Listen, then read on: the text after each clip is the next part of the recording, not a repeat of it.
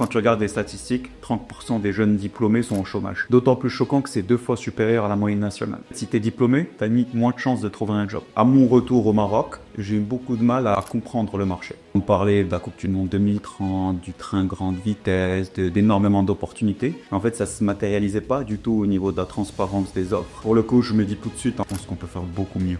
On a gardé un peu la culture française de former pour former et pas forcément former pour insérer. Le marché il évolue très vite. Ce qui était vrai il y a 2 ans où les opportunités foisonnaient et les gens pouvaient sauter d'une opportunité à une autre, c'est moins le cas et ça va être de moins en moins le cas. Aujourd'hui, tu vois tout ce qu'on voit sur l'IA, ça met à risque les jobs de juniors avant tout parce que les seniors sont beaucoup plus productifs. The end of the day, l'histoire c'est au Maroc, tu as vraiment les pépites qui comprennent en 360 les sujets, sont proactifs, mais il faut les trouver. Et il faut qu'on en ait beaucoup plus aujourd'hui.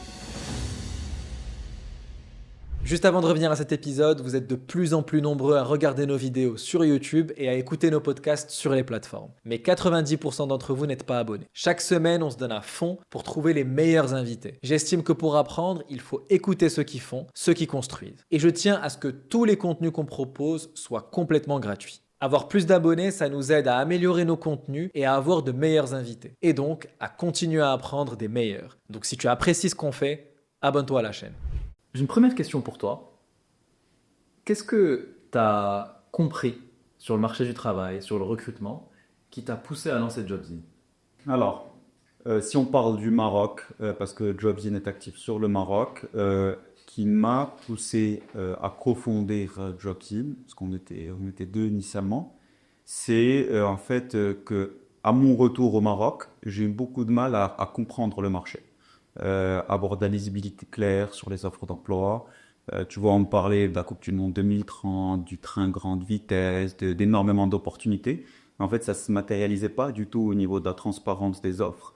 Et après avoir vécu, tu vois, 15 ans en France, j'avais plutôt l'habitude d'avoir un accès beaucoup plus facile et clair à l'information au niveau des entreprises.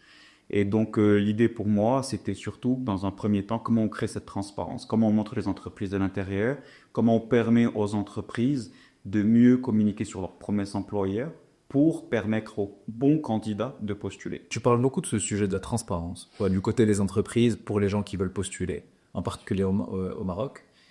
Qu'est-ce que c'est la transparence pour les entreprises? Dans un cadre de recrutement, de recherche d'emploi, pourquoi c'est important? C'est quoi le manque de transparence? Quelles sont les infos qu'il faut partager? Ouais, alors c'est très bonne question. Et moi, j'ai un exemple que j'aime bien, c'est en fait aujourd'hui, quand tu bookes une chambre d'hôtel, tu vas aller sur Booking et tu vas avoir des photos de la chambre, tu vas avoir la superficie, tu vas avoir les photos de l'hôtel, savoir s'il y a une piscine, tu vas avoir accès à plein d'informations. Et en fait, pour l'une des décisions les plus importantes de ta vie, tu vas reposer sur un descriptif texte. Tu vois pas de photos du cadre de travail, tu vois pas de témoignages des gens qui y travaillent, est-ce qu'ils sont contents, pas contents, tu comprends pas forcément la vision du management. Alors évidemment, tu as aussi un sujet qui est hyper important, c'est la transparence sur les salaires. Tu vois, dans un an, en Europe, il y a une loi qui est passée qui va imposer de donner un range salarial au niveau des offres d'emploi. Et en fait, ça, c'est des choses sur lesquelles nous, on est en train de faire avancer aussi le Maroc. On pousse beaucoup nos recruteurs à créer cette transparence-là. Parce que, at the end of the day, c'est l'une des décisions les plus importantes et que cette transparence, elle aide les recruteurs et les candidats.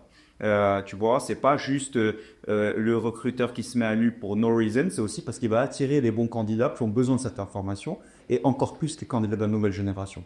Il y a ce truc où, effectivement, comme tu le disais, tu vois, quand tu passes beaucoup de temps à faire des trucs, les études, pas 5 ans, parfois 7 ans, 8 ans à faire des études. Ben, maintenant, tu cherches un travail et tu trouves une heure, tu postules, tu négocies le salaire et tu y vas. Exact. Et c'est très courant, c'est beaucoup plus courant.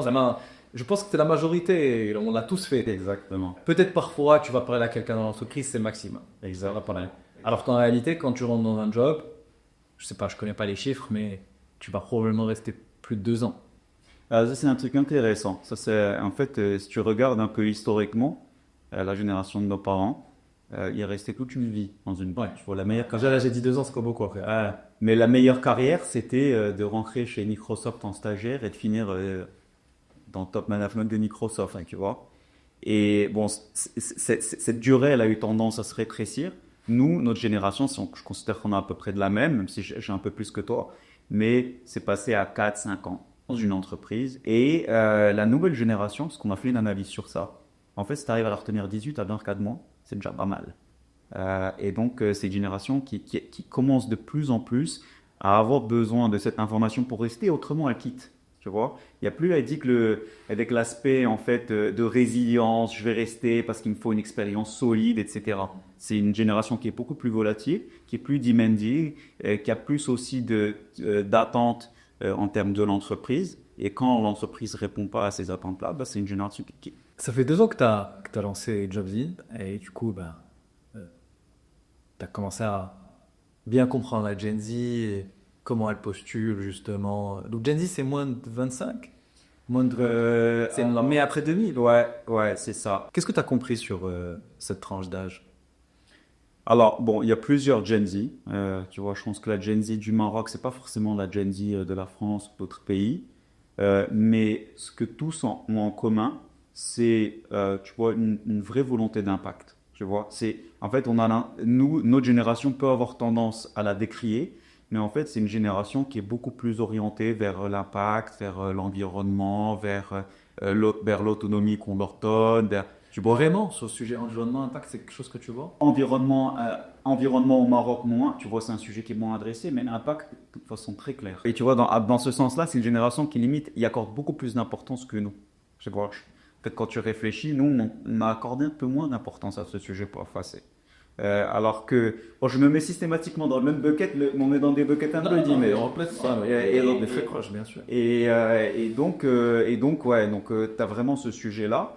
Et en fait, c'est aussi une génération qui n'a pas tellement peur, tu vois, qui demande pas tellement de sécurité de l'emploi, qui sait qu'elle peut vivre de, tu vois, ce qu'on appelle des gigs, à droite et à gauche, de missions en freelance, qui va pas, pour cette génération-là, le Saint Graal, c'est pas de faire 4-5 ans ou même 10 ans dans une entreprise. Ils le feront si on leur donne l'évolution, les conditions. Il y a plein de choses qui rentrent dans ça, c'est-à-dire que tu as d'abord peut-être plus de prise de risque, c'est possible. Tu as un sujet où tu as plus de possibilités. Tu sais on va voir, je veux que tu me dises justement si le marché est plus liquide, si c'est plus facile pour eux de trouver des jobs, de bouger. Et si le marché est plus liquide et qu'ils peuvent passer d'un job à l'autre, ils ont la possibilité d'aller vers le freelancing. Je pense même d'un point de vue image, statut dans la société. Et comme tu disais, il y a moins ce truc où le Saint Graal, c'est de rentrer dans une grosse boîte et de passer à 5 ans. Donc, ils ont moins de mal à bouger. Donc, j'ai l'impression que c'est un mix de facteurs. Clairement. Bon, après, tu vois, à côté de ça, tu as aussi, bon, le marché, il évolue très vite. Ce qui était vrai il y a 2 ans où les opportunités ça m'a foisonné et les gens pouvaient sauter d'une opportunité à une autre. C'est moins le cas et ça va être de moins en moins le cas parce que ça va de façon très claire. Aujourd'hui, tu vois, tout ce qu'on voit sur l'IA, ça met à risque les jobs de juniors avant tout parce que les seniors sont beaucoup plus productifs. On a beaucoup d'entreprises à qui on parle, etc. Tu te rends compte qu'en augmentant les capacités de leurs ressources actuelles, elles sont capables de faire plus avec moins de ressources. Donc, tu vois, les conditions changent. Il faut aussi, tu vois, intégrer le paramètre offre avec le paramètre demande, te dire, ok, c'est quoi l'équilibre? Et donc, tu as aussi de plus en plus une logique de personnes qui étaient beaucoup dans la gig economy et qui reviennent c'est freelancing. Ouais, c'est ça. C'est en fait, tu fais un job, puis un job d'un autre. Et qui reviennent vers des jobs où ils disent, bon, en fait, il me faut une carrière, il me faut des expériences solides et j'ai envie de construire sur le long terme. Et pour construire sur le long terme, il faut que je m'inscrive dans une aventure qui est plus large que moi.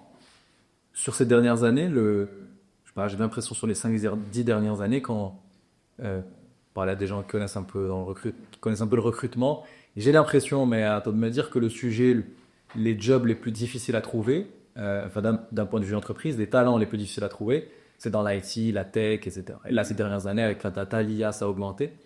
Mais tu parlais de ça et j'ai vu ce post que tu as fait récemment où tu disais, en fait, ça commence un petit peu à évoluer. C'est-à-dire qu'on voit qu'il y a peut-être moins de recrutement de juniors en data, en IA, en software engineering, etc. C'est quelque chose que tu vois déjà et à quoi c'est dû? Alors, on ne le matérialise pas encore pour le moment. Je pense que c'est clairement encore des métiers sous tension pour la plus grande partie des économies. Si tu veux, ça va vraiment se matérialiser quand les entreprises auront intégré un certain nombre de process d'automatisation et qu'elles auront moins besoin potentiellement de ressources pour faire la même chose. Maintenant, on en est encore loin au Maroc parce que tu vois, déployer des sujets IA at scale, ça nécessite quelques prérequis. Tu vois, le premier prérequis, c'est d'avoir de la data qui est déjà structurée et capable d'exploiter. Enfin, avant même ça, c'est d'avoir des process qui sont digitalisés.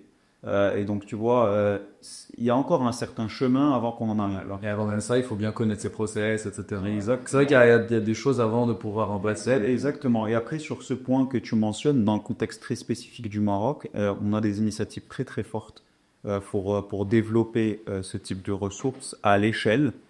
Tu vois, on a notamment le programme de Maroc Numeric Cluster qui s'appelle Job in Tech, dans lequel on prévoit de former des dizaines de milliers de ressources sur les métiers de la tech, de la data, de l'IA, de la cybersécurité, par des bootcamps courts, tu vois, qui peuvent aller de 3 mois à 1 an sur des compétences bien spécifiques. Tu as d'autres entreprises, tu vois, comme ALX, qui activent aussi ces sujets. Je pense que le vrai enjeu là, c'est comment on intègre ces personnes-là dans le marché du travail. Parce qu'aujourd'hui, au niveau de l'entreprise, donc l'entreprise, elle a conscience que c'est un vrai sujet, mais elle garde un peu ce prisme de, en fait, le vrai développeur, le vrai ingénieur, celui qui a fait 5 ans d'études. Et en fait, c'est des personnes qui ont encore un peu de mal à trouver leur place sur le marché du travail. En fait, il leur faudrait limite des cursus spécifiques au niveau des entreprises, d'onboarding, de formation. Et donc voilà, c'est des gens qui ont parfois fait 5 ans de droit, qui n'ont pas les débouchés ou qui se skillent simplement sur une compétence bien spécifique et qui ont ensuite besoin d'un accompagnement. Donc cette force vive, elle arrive sur le marché du travail. Donc même si elle peut être formée au sujet, il y a quand même un mismatch entre au moment de la sortie d'école ou à l'université et à l'entrée dans l'entreprise. Ouais, est-ce que les entreprises vont chercher quelqu'un de plus expérimenté? À quoi c'est dû ça? Alors, il y a plusieurs sujets. Là, moi, je parlais spécifiquement des formations type bootcamp. Tu vois, on en a de plus en plus. Pour être formé sur cette technologie bien spécifique, pas besoin de faire les 5 ans. En 6 mois, bien fait, avec la pratique appliquée, je peux former quelqu'un sur ses compétences et l'intégrer en entreprise. Tu vois, sur le papier, ça fait du sens et je pense même dans la réalité, ça peut fonctionner. Mais dans les faits, quand on se place du point de vue recruteur, on voit encore qu'il y a de la réticence à intégrer ce type de profil et qu'on va privilégier des profils qui sont formés dans une université classique au cursus long. Ça, c'est le point que je mettais en avant.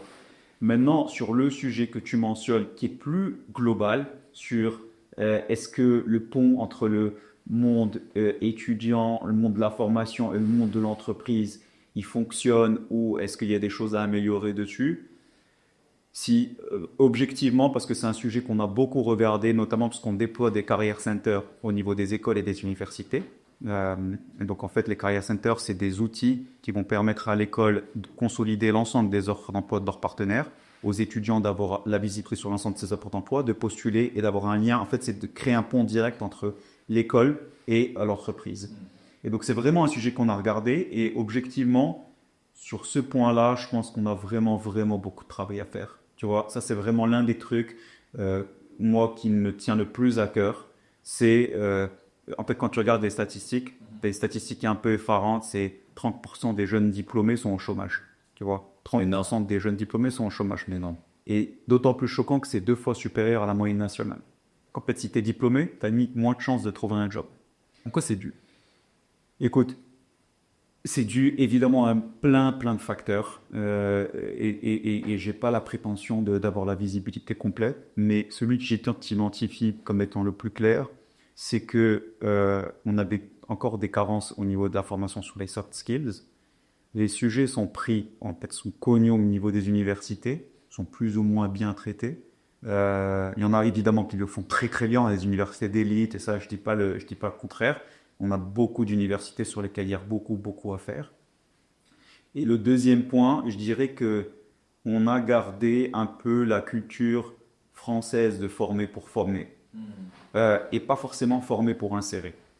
Et moi, il y a un truc qui me choque toujours, c'est que dans la très grande majorité, parce qu'on a eu des échanges peut-être avec une 50aine d'écoles et d'universités, dans la grande majorité des cas, si tu poses des questions simples, comme c'est quoi le taux d'insertion à la sortie? C'est quoi le salaire à la sortie de l'école? Soit on te répond pas en général, et soit on n'a pas l'information, soit on ne veut pas te la donner, parce que c'est pas une information qui est regardée. Et donc, tu vois, nous, on arrive en essayant de faire bouger ces lignes-là. On y arrive beaucoup avec des acteurs privés. qu'en fait, c'est des solutions qu'on déploie gratuitement au niveau des écoles et des universités. Ça permet aux recruteurs d'avoir un pont direct avec les étudiants de leurs écoles cibles. Mais si tu veux, tu as une espèce d'inertie de, en fait, le statu quo, c'est ça marche plutôt bien, on n'a pas besoin de changer.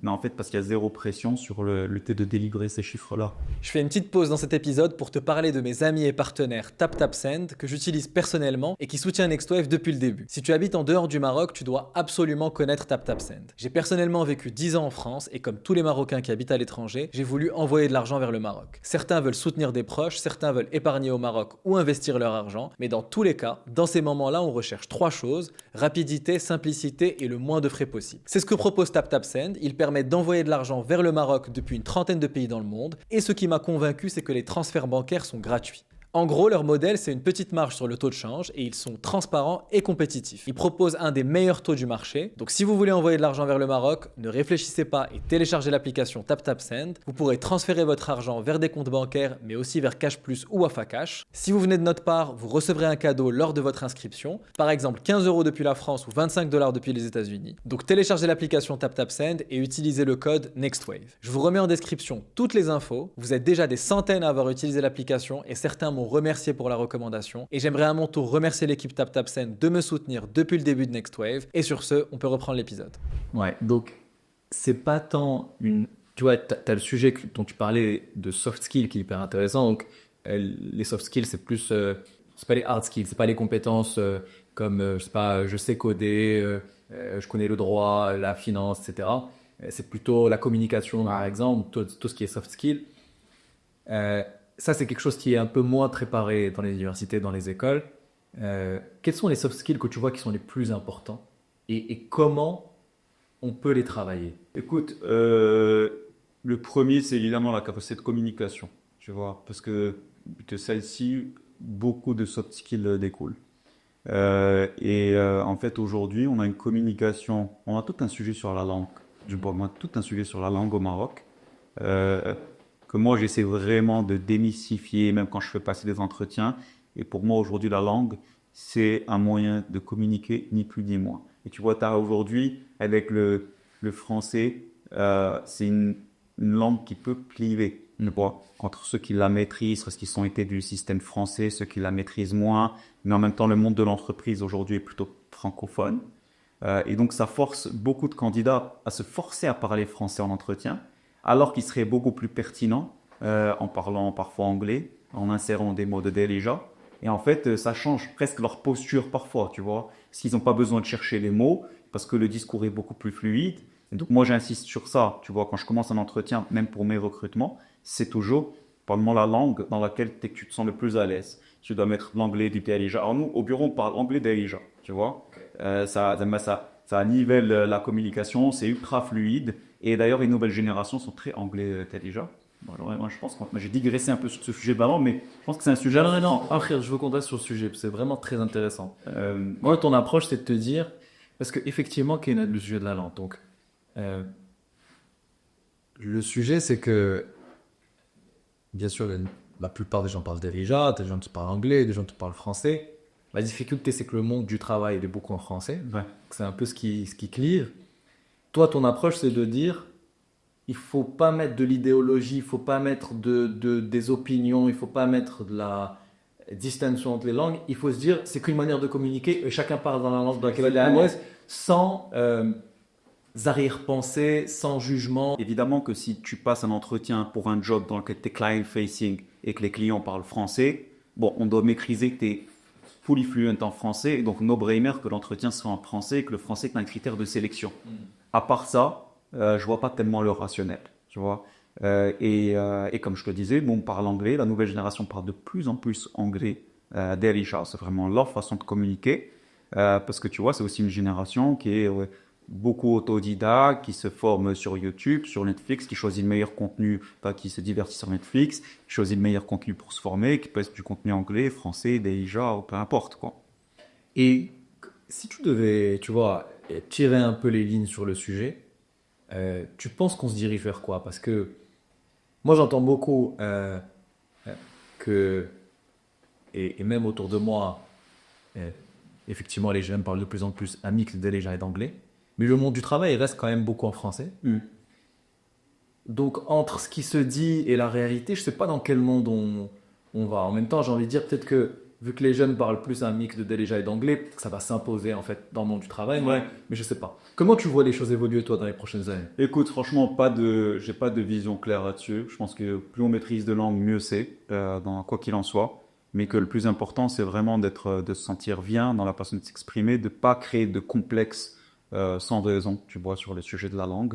Et je te dis, moi, c'est vraiment du vécu à maintes et maintes reprises où tu vois, j'ai senti que les gens se forçaient à parler français, mais tu vois, pas forcément un bon français, alors que en termes de ce qui dégage, en termes de confiance, de capacité de persuasion, moi étant un interlocuteur qui dit, ok, bon, par la langue que vous voulez, Tout change. voilà, tout change. Donc voilà, tu vois, tu as ce sujet de la langue. Et après, je pense qu'on a un vrai autre sujet, tu vois, en termes de formation. Alors, c'est pas pour tout mettre sur le système français ou l'héritage du système français, mais quand je compare ce qu'on forme au Maroc avec ce qu'on peut former dans des pays anglo-saxons, on est encore dans une logique de vachement former des profils type exécutants, tu vois. C'est-à-dire des profils qui, en fait, quand tu leur donnes le cadre, quand tu leur donnes la mission, ils vont exécuter là, dans la plupart du temps parfaitement, mais quand tu sors du cadre et quand tu demandes de la proactivité et quand il faut, tu vois, lire entre les lignes, bah, ça va être plus compliqué. Et si on se projette avec tout ce qui arrive aujourd'hui, c'est des profils qui sont capables de sortir du cadre qui ont le plus de valeur, tu vois, sur le marché. C'est les profils qui ont l'agilité de comprendre qu'il y a cette nouvelle techno, il y a ce nouveau sujet, il faut que je me forme dessus. Tu vois, d'ailleurs, ça, c'est un des gros sujets aussi de l'université. C'est qu'en fait, aujourd'hui, l'université, les cursus de formation sont faits sur des temps longs. Sauf que le marché et la tech évoluent sur des temps 10 fois plus courts, tu vois. Et donc, des bons profils aujourd'hui, c'est profils limite autodidactes, quelle que soit leur formation initiale. Et ils sont capables d'aller continuer à apprendre. Il y a plein de sujets que ça appelle, ça. Typiquement, tu vois, en fonction des pays, il y a une importance plus ou moins donnée au diplôme, VS, compétences. Ouais. Aujourd'hui, je pense qu'au Maroc, on donne quand même beaucoup d'importance au diplôme. Peut-être un héritage français, je sais pas. Ouais. Mais est-ce que c'est quelque chose que tu vois qui évolue? Est-ce qu'on donne quand même, quand tu parles aux recruteurs, tu parles aux boîtes, il y a quand même toujours une importance du diplôme, des grilles salariales en fonction des diplômes, etc., comme on a vu depuis longtemps, ou c'est quelque chose qui évolue? Ça dépend beaucoup des recruteurs. Tu vois, franchement, ça, il n'y a pas d'analyse. Il y en a qui accordent encore beaucoup d'importance au diplôme. Il y en a qui le font de moins en moins. Il y en a qui accordent l'importance à juste titre, tu vois. Tu vois, quand tu es sur un métier, par exemple, d'auditeur, et que tu sais que tu dois être formé sur des hard skills, tu sais que ces écoles-là, elles forment bien sur ces hard skills, plus certains soft skills associés, tu sais que c'est vers là que tu dois aller. Après, nous, à titre personnel, moi, en fait, c'est assez marrant, mais à chaque fois que je rentre en voiture, parce qu'on doit visiter un client, on a un meeting avec quelqu'un de mon équipe, je lui redemande ce qu'il a fait comme école, parce qu'en fait, je me rappelle pas. Mais ce dont je me rappelle, c'est ce qu'il m'a montré qu'il avait appris ailleurs, ce qu'il avait compris sur les technos, sa capacité d'apprendre. Alors que je peux te garantir qu'avant ça, j'ai travaillé dans un cabinet de conseil pendant 4 ans. Et je pense que sur les 100 personnes qui étaient dans mon desk, j'étais capable de te donner le diplôme de chacun. Tu vois, donc c'est aussi une évolution, moi, de mon mindset sur ces sujets. Ouais, exactement. Et les gens autour de toi. Ça veut dire que rapidement, dans les conversations, ils te disent est-ce qu'il y a cette blague, tu vois, sur les. Bon, en même temps, on met aussi ça sur l'héritage français, mais c'est pas grave. On a dit qu'on n'allait pas dire le mal de la France. Ça va. C'est ce que j'ai dit avant, peut-être que j'ai dit, moi, c'est très rare que j'ai dit du mal de la France, parce que je trouve qu'il y a vraiment beaucoup de choses positives. Et qu'il y a beaucoup plus de positifs que 100% de négatifs. Mais ce que je voulais dire, c'est qu'il y a cette blague en France sur t'as des mecs de 50, 60 ans qui se présentent par leur diplôme. Et c'est un truc très ancré, en fait. Et ce qui fait que c'est pour ça que dans la boîte dans laquelle t'étais, bah en fait, tu connaissais le diplôme de tout le monde, parce que les gens se présentent peut-être en disant leur diplôme, toi-même dans la mentalité, tu penses au diplôme des gens. Ouais, ok.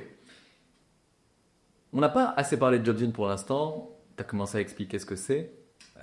Comment tu as eu l'idée de lancer Jobzine? Alors, l'idée de lancer Jobzine, alors je sais pas jusqu'où je remonte, mais globalement, on va dire qu'au retour au Maroc, j'ai d'abord cherché un job. Et en France, je regardais pas mal de plateformes. Tu vois, Welcome to the Jungle, par exemple, que tu connais forcément, qui sont des plateformes où tu as vraiment une information très, très qualitative sur moi des entreprises. En gros, tu fais des cours de l'intérieur. Tu as des vidéos du management, tu as des photos des bureaux, tu vois la mission d'entreprise, tu vois enfin, tu as beaucoup d'informations sur les salaires, tu arrives à comprendre des évolutions, etc. Et moi, en rentrant au Maroc, je vois 4-5 entreprises en tête qui émergeaient parce que les anciens diplômés de mon école étaient allés là-bas, ou parce que mon cercle proche était là-bas, ou parce que je savais que les salaires étaient à un certain niveau. Et tu vois, quand je mettais ça en face de tout ce qu'on me racontait sur le Maroc, je me disais qu'il y avait forcément beaucoup plus, tu vois, à comprendre et à montrer. Tu vois, l'idée au départ, c'était presque un besoin personnel, hein, quoi, d'avoir accès à cette information. Et donc, voilà, l'idée au départ, elle est très simple. C'est comment on fait en sorte qu'en communiquant efficacement auprès des candidats, on arrive à attirer les bons, tu vois, et qu'on sorte un peu d'une forme d'inertie où beaucoup de candidats, quand ils cherchent un job au Maroc, vont pas postuler. En tout cas, les très bons candidats vont pas postuler parce qu'ils se disent, ben, si je postule, comme c'est un canal un peu secondaire, je suis plus tellement dans le haut du panier. Et donc, je vais attendre qu'on vienne me chercher. Et donc, en fait, alors que l'idée, c'est qu'à partir du moment où tu as construit tout ton message pour expliquer au candidat, en fait, tu as fait un pas vers le candidat en lui donnant toute cette information-là. Et donc, le fait de postuler, ben, le candidat, il sait où ça va, il sait qui reçoit. D'un point de vue candidat, si c'est une offre mais qui n'est pas claire, tu n'as pas toute l'information sur parfois un site de recrutement qui est un peu vieux, etc., les candidats ne vont pas postuler parce qu'ils vont se dire c'est pas le bon canal. Ouais. Et moi, au début, Il y a beaucoup ça en fait, tu as raison. Moi, au début, on m'a beaucoup fait cette remarque. Ne postule pas, il vaut mieux que les gens viennent vers toi. De la part à des gens plutôt que de postuler sur les. C'est ça. Et au début, au niveau des recruteurs, on m'a beaucoup fait cette remarque. Nous, on passe par d'autres canaux. Tu vois, on passe par des recruteurs en interne, des cabinets en externe, parce que par les plateformes de recrutement traditionnelles, on n'a pas forcément le haut du panier. Et la réponse, c'est toujours, mais en fait, qu'est-ce que vous mettez dans les plateformes traditionnelles? Tu vois, qu'est-ce que tu as donné au super candidat pour lui donner envie de postuler naturellement? Parce que ce sujet-là, il n'existe pas en France, tu vois, il n'existe pas partout dans le monde. Tu vois, il existe seulement dans des pays où les plateformes de recrutement sont souvent, alors certaines font du bon travail, tu vois, mais beaucoup sont restés très transactionnels. Une offre d'emploi, un texte, je ne sais pas ce qu'il y a derrière, je ne sais pas le tas de travail il ressemble à quoi, et je m'attends à ce que les bons candidats postulent à travers ce canal-là. Donc,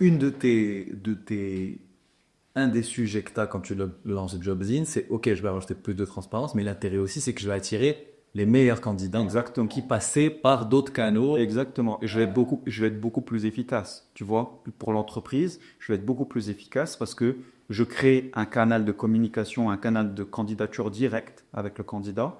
Et j'ai pas besoin nécessairement pour tous les postes, tu vois, pour certains postes très seniors, de niche, sur des technos bien spécifiques, de lancer des mandats de chasse, ça a du sens. Les chasseurs, pour moi, c'est parfois même des orfèvres, tu vois, d'aller trouver les pépites.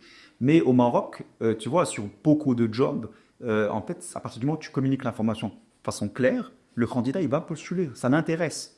Et donc, l'idée, c'est ça. À partir du moment où tu crées ça, tu es capable de créer un flux entrant de candidats permanents dans ton entreprise et te reposer sur des prestations tierces quand tu as des besoins spécifiques. Quand tu te dis que tu veux lancer ça, comment tu lances? Parce que moi, le premier truc qui me vient à l'esprit, c'est que c'est une galère. Parce que déjà, c'est le marketplace, tu dois. Ah, ça, c'est une très bonne question. Il faut créer la tech, il faut trouver des candidats qui ont envie de postuler alors que tu as déjà des plateformes qui existent. Il faut convaincre les boîtes de mettre, de bosser avec toi et de mettre des offres sur ta plateforme. Et toi, tu dois réunir tous ces Legos entre guillemets. Comment tu fais? Alors, c'est une très très bonne question. En fait, ça, c'est pas qu'un sujet sur la plateforme de recrutement, c'est un sujet de marketplace en général. Tu vois, c'est un sujet de marketplace que tu as toujours dans une marketplace, le sujet de l'offre et de la demande, et comment tu n'es pas déceptif pour un côté comme de l'autre, donc comment tu les fais grandir, tu vois, de façon cohérente. Tu n'es pas un candidat qui arrive et qui trouve 3 offres d'emploi, et que tu n'es pas 10 recruteurs qui arrivent et il leur crée seulement 10 candidats sur la plateforme. Tu vois, ça, c'est un vrai sujet de marketplace. Mais, alors, je te racontais tout à l'heure la petite histoire, c'est avant de lancer JobZine, avec mon ex-cofondateur Hakiv, on a travaillé en chambre pendant 3 mois. L'idée, c'est de lancer c'était sur un sujet un peu différent, mais dans la thématique de la carrière et du recrutement. Et c'était sur le marché français et européen. Et c'était quoi l'idée? Franchement, on est passé par 10 idées différentes et elles existent toutes sur le marché parce qu'à chaque fois qu'on avançait sur un des sujets, on se rendait compte que le marché était, tu vois, pas Donc vous avez commencé par vous dire, on se pose ensemble, on bosse sur des idées, mais plutôt pour la France, l'Europe. Exactement, exactement. Et c'est quoi? C'est tous les deux installés là-bas. Et les marchés étaient trop saturés? Ouais, et en fait, tu vois, tu n'avais vraiment pas l'impression que tu pouvais avoir un impact à l'échelle, quoi. Tu pouvais innover entre les lignes, mais vraiment, ça nous est arrivé peut-être sur 3 ou 4 rivets où tu avances, tu fais un business case, je fais 1000 lignes, et à la fin de l'histoire, tu commences à parler avec les clients et tu commences à découvrir que tu as 4, 5, 6 entreprises qui ont levé 2, 3, 4, 5 millions d'euros, mais qui font quasiment la même chose que toi. Et donc, bon, moi, je te disais aussi que quand tu traces les DP, tu te rends compte que lancer une boîte, ça se fait pas en fait sur 2 ou 3 ans, ça se fait sur 6, 7, 8, 10 ans. Et donc, quand tu traces les VP, tu commences à te dire, bah, ok, on est en 2023. Est-ce que donc ça va jusqu'à 2030, 2031, tu commences à voir 2031, tu commences un peu à stresser. Et tu te dis, bon, en fait, est-ce que j'ai envie de rester sur ces marchés-là jusqu'à 2030? Et tu vois, alors que tu as aussi, moi personnellement, j'avais l'appel du pays qui était hyper fort. Tu vois, je commençais vraiment à sentir l'envie très très forte de rentrer. Je sentais l'ébullition, la dynamique, et je pense que tu as senti la même chose. Et donc, moi, j'ai décidé de rentrer au Maroc. Et en continuant à réfléchir sur la base de toute la réflexion que je m'étais faite en France, est-ce que je pouvais faire au Maroc? Et donc, voilà, l'idée, c'est celle que je t'ai exposée. C'est ce qui a été déployé ensuite. Mais la philosophie était complètement différente. Et là, en gros, bah, pareil, je te le dis, mais j'ai rappelé Hakim en lui disant, écoute, voilà ce que je vais lancer. On a bossé, bon, on a un ami d'enfance depuis 20 ans. Et je lui ai dit, écoute, si tu es you're welcome on board, mais j'ai une condition, c'est que le business case, c'est ces 3 lignes. Toute la réflexion avant de lancer la boîte. Voilà, exactement. Le business case, c'est ces 3 lignes-là. Et donc vraiment aux antipodes de ce qu'on avait fait avant. C'est un indice quand tu réfléchis beaucoup, c'est que Si tu réfléchis beaucoup, tu fais rien. tu commences à avoir beaucoup de problèmes. Et en général, c'est peut-être des problèmes que tu vas pas avoir, mais peut-être que tu vas avoir d'autres problèmes que tu ne vois pas. Et aussi peut-être juste que si tu vois tous les bons problèmes, t'as pas envie d'y aller. Tu vois. Exactement. Tu vois, c'est ça. Exactement. Et en fait, on rigolait à l'époque parce qu'on se disait, bah, en fait, il n'existe pas un business qui marche. Parce que en fait, on avait fait peut-être 20 business cases entre 100 et 1000 lignes, et il n'y en avait aucun, quand on mettait tous les risques les uns après des autres, qui marchait. Donc, ce qui est normal, la conclusion théorique, c'est qu'en fait, c'est pas possible de lancer une boîte, tu vois. Parce que tu vois, tu as un peu les deux types d'entrepreneurs, mais tu as deux approches. Tu as quelqu'un qui part pour une opportunité spécifique et tu as quelqu'un, c'est peut-être 50% de cas, qui a envie de monter une boîte, qui a envie d'entreprendre et qui se dit qu'est-ce que je vais faire. Donc là, c'était votre approche. C'est quoi un peu la bonne manière, tu penses, de le faire avec l'expérience? Écoute, avec le recul, franchement, il y a plein de sujets. C'est un sujet très large. Tu as un sujet de thématique qui te passionne. Tu vois, nous, on a fait le lycée, lycée français, on a fait une prépa, on a fait une grande école, on a fait des cabinets de conseil, etc. Donc, le sujet de la carrière, c'est toujours été un sujet sur lequel on avait vraiment, tu vois, une vraie fibre et une compréhension et une volonté aussi de corriger ce que nous, on avait trouvé pas super dans notre process. Et donc, c'était un truc qu'on avait tous les deux envie de travailler. Après, tu as vraiment des sujets des sujets de cofondateurs. Et ça, c'est... plein de choses à dire là-dessus, mais de bien choisir son cofondateur. Ce que je pense qu'on a fait, c'était pas du coup le sujet ensuite. Et ensuite, tu as vraiment quel type de boîte tu as envie de monter.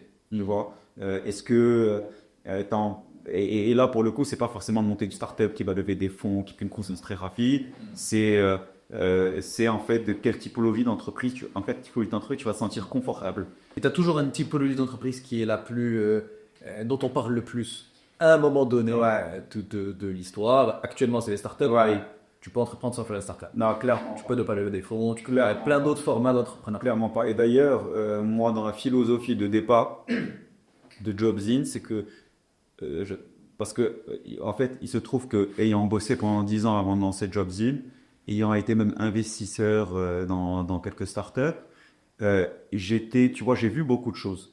Et quand j'ai lancé Jobs-in, je me suis dit, en fait, je vais lancer un truc sur lequel je ne mets pas en obligation de lever des fonds, tu vois, et je ne lèverai de fonds que quand ce sera vraiment nécessaire et sur les montants qui sont vraiment nécessaires, tu vois, pas une course au fundraising, parce qu'en fait, les cycles économiques et tu vois, les cycles de VC, c'est des cycles qui sont très, très vicieux, tu vois, tu as des resserrements très violents.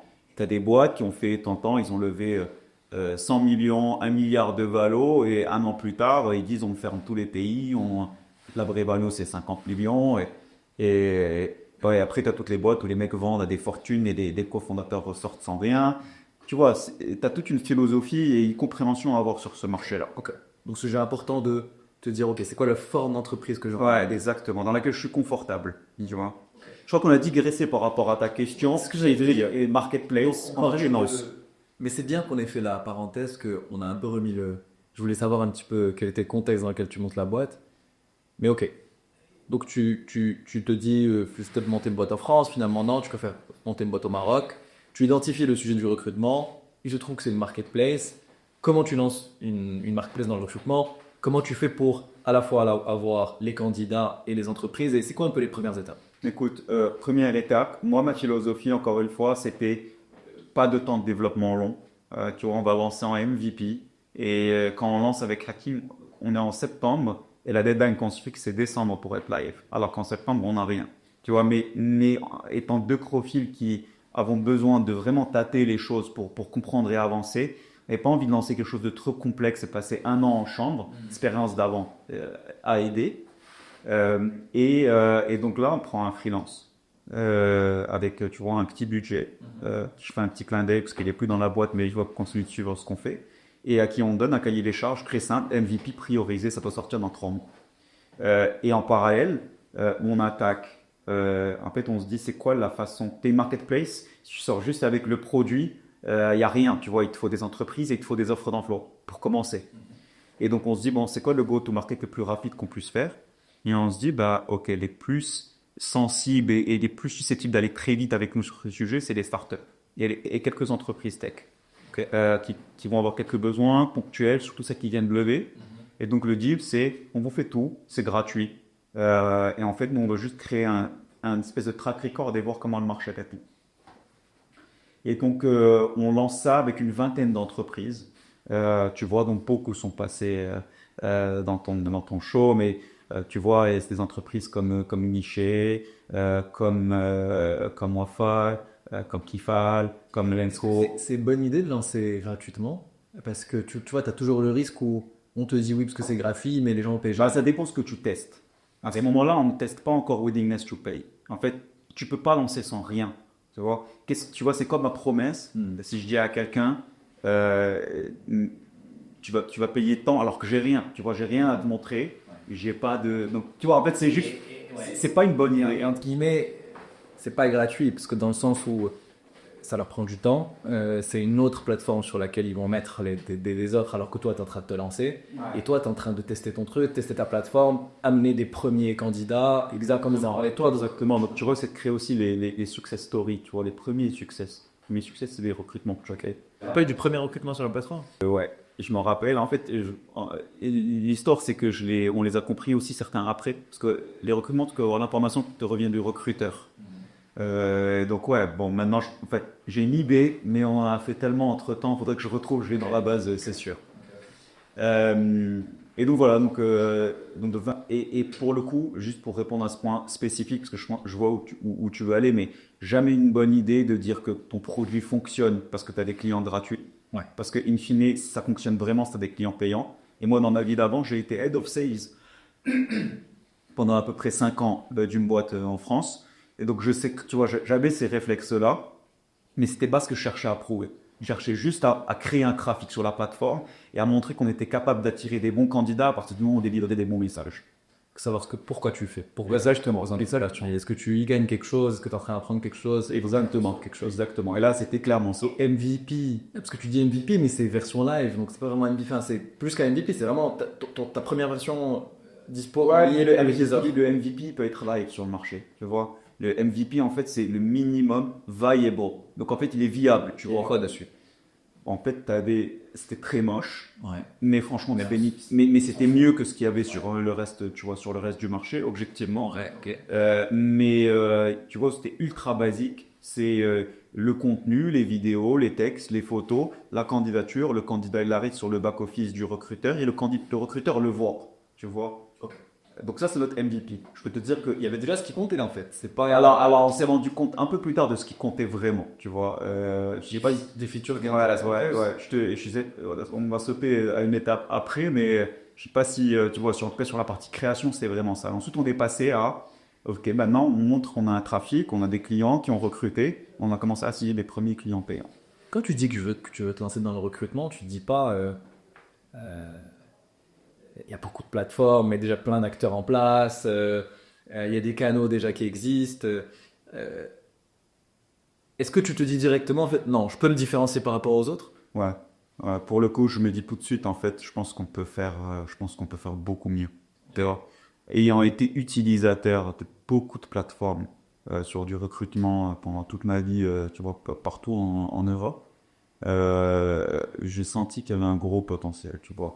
Et C'est qui les acteurs qui sont déjà en place? C'est les Recruit, Indeed? ouais, t'en as beaucoup, tu vois, t'as une dizaine de gros sites de recrutement. LinkedIn, c'est ton relu, Signe, c'est ton concurrent? Bah, LinkedIn, franchement, ce serait arrogant de dire LinkedIn, c'est mon concurrent. Tu vois, LinkedIn, c'est la marketplace, c'est the social network. Tu vois, tout le monde est sur LinkedIn, tout le monde utilise LinkedIn. Nous-mêmes, on utilise LinkedIn. Tu vois, pour communiquer, c'est un sous-jacent. Maintenant, le gros, tu vois, le gros différenciant qu'on a avec LinkedIn, c'est que on a des enjeux qui sont différents. Quand tu regardes les réflexions au niveau de LinkedIn, c'est comment je crée plus de stickiness sur la plateforme, comment les gens y passent plus de temps. Social media, quoi. Social media, comment, tu vois, ils ont lancé le format Reel parce qu'ils se rendent compte que sur les autres plateformes, c'est ça qui crée de la stickiness. Nous, notre enjeu, c'est comment on va beaucoup plus loin dans le recrutement, au niveau des recruteurs, au niveau des candidats et au niveau de la préqualification. Et tu vois, aujourd'hui, ce qu'on a en termes d'outils de préqualification, je le dis en toute humilité, c'est plus avancé que ce que LinkedIn a travaillé. Parce que nous, c'est notre seul focus. Tu vois? Préqualification, donc quelqu'un postule, Ouais, on analyse sa candidature. ouais, exact. Ok. Ça se base sur quoi? C'est une analyse de CV par exemple? Exact. Alors, si tu veux, et donc c'est là que tu me disais, et je te disais, mais en fait, on s'est rendu compte que on n'avait pas complètement craqué le sujet avec le sujet de, tu vois, que la partie communication, marque employeur, attirer les bons candidats. Ouais. Parce que Communication marque employeur, c'est-à-dire parler de la boîte, mettre des vidéos sur la boîte, des vidéos de façon hyper structurée. des vidéos du directeur ou du CEO ou du reviewer. Exactement. Et de façon hyper structurée. Parler de la boîte de manière structurée. De façon hyper structurée, les candidats, ils arrivent, quelle que soit la boîte, ils trouvent la même structure, les mêmes typologies de questions. Ouais. Et les mecs, on leur demande, tu vois, parlez-nous, de votre parcours, qu'est-ce que vous faites en fait, c'est quoi votre job, quel candidat vous recrutez, etc. Donc les candidats, ils ont cette information de façon hyper. Tu vois, là où LinkedIn, en tant que social network, c'est beaucoup moins structuré. Tu vois, tu as des filles, il faut que tu comprennes, ils ont fait ce team building là, mais où est le message sur, tu vois, sur la promesse employeur. Vous avez rendu compte que c'était du coup pas adapté? Non, pas suffisant. Pas suffisant. Parce que, si tu veux, là, on s'est dit, à partir du moment où on générera des gros volumes de candidats, en fait, on aura gagné. En fait, c'était faux. Parce qu'à partir du moment où rapidement, on voit des offres d'emploi, on se rend compte qu'on est capable de générer, tu vois, là, qu'on a 3, 4, 5 ans sur le marché, 400, 500 plans de voitures. Ah ouais, c'est beaucoup. Bah, tu vois, ça va très vite, très rapide, ça va très vite. Mais, tu vois, ça, c'est la très bonne nouvelle et c'est la très mauvaise nouvelle. Parce que là, à ce moment-là, qu'est-ce qui se passe? Les candidats, ils se disent, OK, il y a une plateforme de confiance. Non, je vais postuler, je vais avoir des retours. Donc, le recruteur, il se dit, OK, donc j'ai des pépites dans ces 500, mais il faut que je me passe le screening des 500 pour les sortir des pépites. Ouais. Alors que c'est pas la seule plateforme que j'ai, donc je gère plein de choses en même temps. Les agréments, non, exactement. Et là, si tu veux, le premier truc qu'on a fait, c'est qu'on a commencé à bosser sur une IA de préqualification, où en gros, on lit les offres d'emploi, on comprend un peu la philosophie des recruteurs, et on va scanner tout de suite les candidatures. Une candidature aujourd'hui, quand on rentre sur la plateforme, et je le dis en toute transparence aussi aux candidats, elle est tout de suite qualifiée. Tu vois, on a un titre très simple, c'est est-ce que le candidat est compatible ou est-ce qu'il est non compatible. Et en fait, le recruteur, aujourd'hui, je vois l'utilisation qui est faite de la plateforme, il se connecte, il voit l'offre d'emploi sur lesquels il est en train de recruter, il clique sur compatible. Alors au début, quand on lance, on leur dit revoyez tous les candidats. Parce qu'on a avant tout, bon, c'est vraiment un peu plus large pour éviter de créer des faux négatifs. Ça, c'est le pire peu qu'on puisse faire. À la limite, des faux positifs, ça ne me dérange pas, mais ça veut dire qu'on n'est pas très précis. Faux négatif, ça veut dire on a enlevé quelqu'un qui aurait pu être. Exactement. Et faux positif, ça veut dire on a mis quelqu'un qui n'est pas adapté au poste. Exactement. À la limite, c'est moins de problème. Exactement. Il vaut mieux gonfler le nom des gars. Et donc au départ, on commence par dire quand on lance un recruteur, on leur dit regardez au sens large et dites-nous s'il y a des sujets, si on a des choses à calibrer. Et donc là, aujourd'hui, les recruteurs, ils se connectent. statistiquement, on a 30% de candidats compatibles sur nos offres d'emploi. Au début, ça m'a choqué. Je trouvais que c'était très faible, mais je me suis rendu compte que c'était bien mieux. Je pense que c'est bien mieux que ça allait sur le marché. Et donc, ils cliquent et ils voient les candidatures compatibles. Et donc, en fait, c'est l'avantage de tous de faire ça parce que tous les candidats compatibles vont être vus. Le recruteur, il est sûr de ne pas passer après des bons candidats. Et donc, on améliore un peu ce process-là, on améliore les temps de traitement. Tu vois? Du coup, là, tu t'es rendu compte que, en fait, c'est des business compliqués parce que du coup, toi, tu as vu deux problèmes. En fait, du côté des personnes, je sais pas, des talents, des candidats, le problème que tu as identifié, c'est qu'ils n'ont pas d'informations sur les boîtes. Donc ça, tu as commencé rapidement à le régler. Ouais. Mais le problème que tu as identifié du côté des entreprises, c'est qu'ils ne trouvent pas les bons profils. Là, ce que tu dis, c'est qu'en fait, peut-être que ce n'est pas le vrai problème et que, effectivement, ils ont un sujet d'avoir des bons profils, mais leur réalité, leur quotidien, c'est qu'ils ont beaucoup de candidatures sur beaucoup de plateformes. Ouais. En fait, si tu veux, Je dirais que le vrai pain point du côté des entreprises, c'est l'analyse. je pense non. Franchement, il y a pas là-dessus, c'est impossible de dire quel est le vrai pain point parce que ça dépend aussi des entreprises, la force de leur marque employeur, de la force de leur équipe recrutement. Tu vois, il y a plein de paramètres. Mais at the end of the day, l'histoire, c'est comment t'attires. Dans le premier pool que t'attires, comment tu crées un pool où il y a le plus de bons candidats. Comment tu fais passer ce pool de façon automatisée à un pool qui est réduit avec que les bons candidats. Et comment tu t'assures, et c'est là que, alors en fait l'histoire elle n'est pas finie, tu vois, sur ce qu'on fait. Objectivement, je pense qu'on doit être à même pas 5% de ce qu'on peut faire, de ce qu'on doit faire sur le marché, sur les marchés qu'on vise. Mais tu vois, quand tu prends quelques chiffres, donner un exemple, tu as 500 candidats qui postulent à une offre, tu dis que tu en as 20% de compatibles, ça fait 100 candidats. Tu as réglé le problème, mais partiellement. Parce que le recruteur, tu dis, OK, ces 100 candidats, ils sont compatibles. Bah derrière, tu te dis, OK, il va faire quoi? Est-ce qu'il va tous les rappeler pour tous les faire passer un entretien? Forcément que non, parce que c'est des centaines d'heures dont on parle. Et donc, est-ce qu'on peut aller plus loin? Et en fait, là, on est en train d'aller plus loin. Donc là, on a déployé une IA qui fait la préqualification. C'est des entretiens de préqualification dans laquelle on va te faire émerger dans les 100 qui sont les 5 ou 10. Donc là, c'est quoi? Donc, la première IA, c'est une IA qui va aller, on parlait de celle dont on parlait avant, qui va regarder les CV, qui va regarder les trucs, qui va score. Ok. Là, tu parles on a déjà des gens qui sont préqualifiés, et ça va être quoi? Ça va être des calls ou des vidéo calls, visio avec les candidats, mais avec une IA, pas avec un humain. Exactement. Qui pose des questions Exact. à l'oral ou qui écrit, qui pose des questions en oral, qui challenge, comme un entretien, comme c'est juste question-réponse ou qui challenge. qui parle, je réponds. Qui challenge, ouais. Ça fonctionne aujourd'hui. Ça fonctionne. Avec l'état d'IA aujourd'hui. Ouais, ça fonctionne. Alors, Parce que déjà, depuis quelques années, tu avais les plateformes.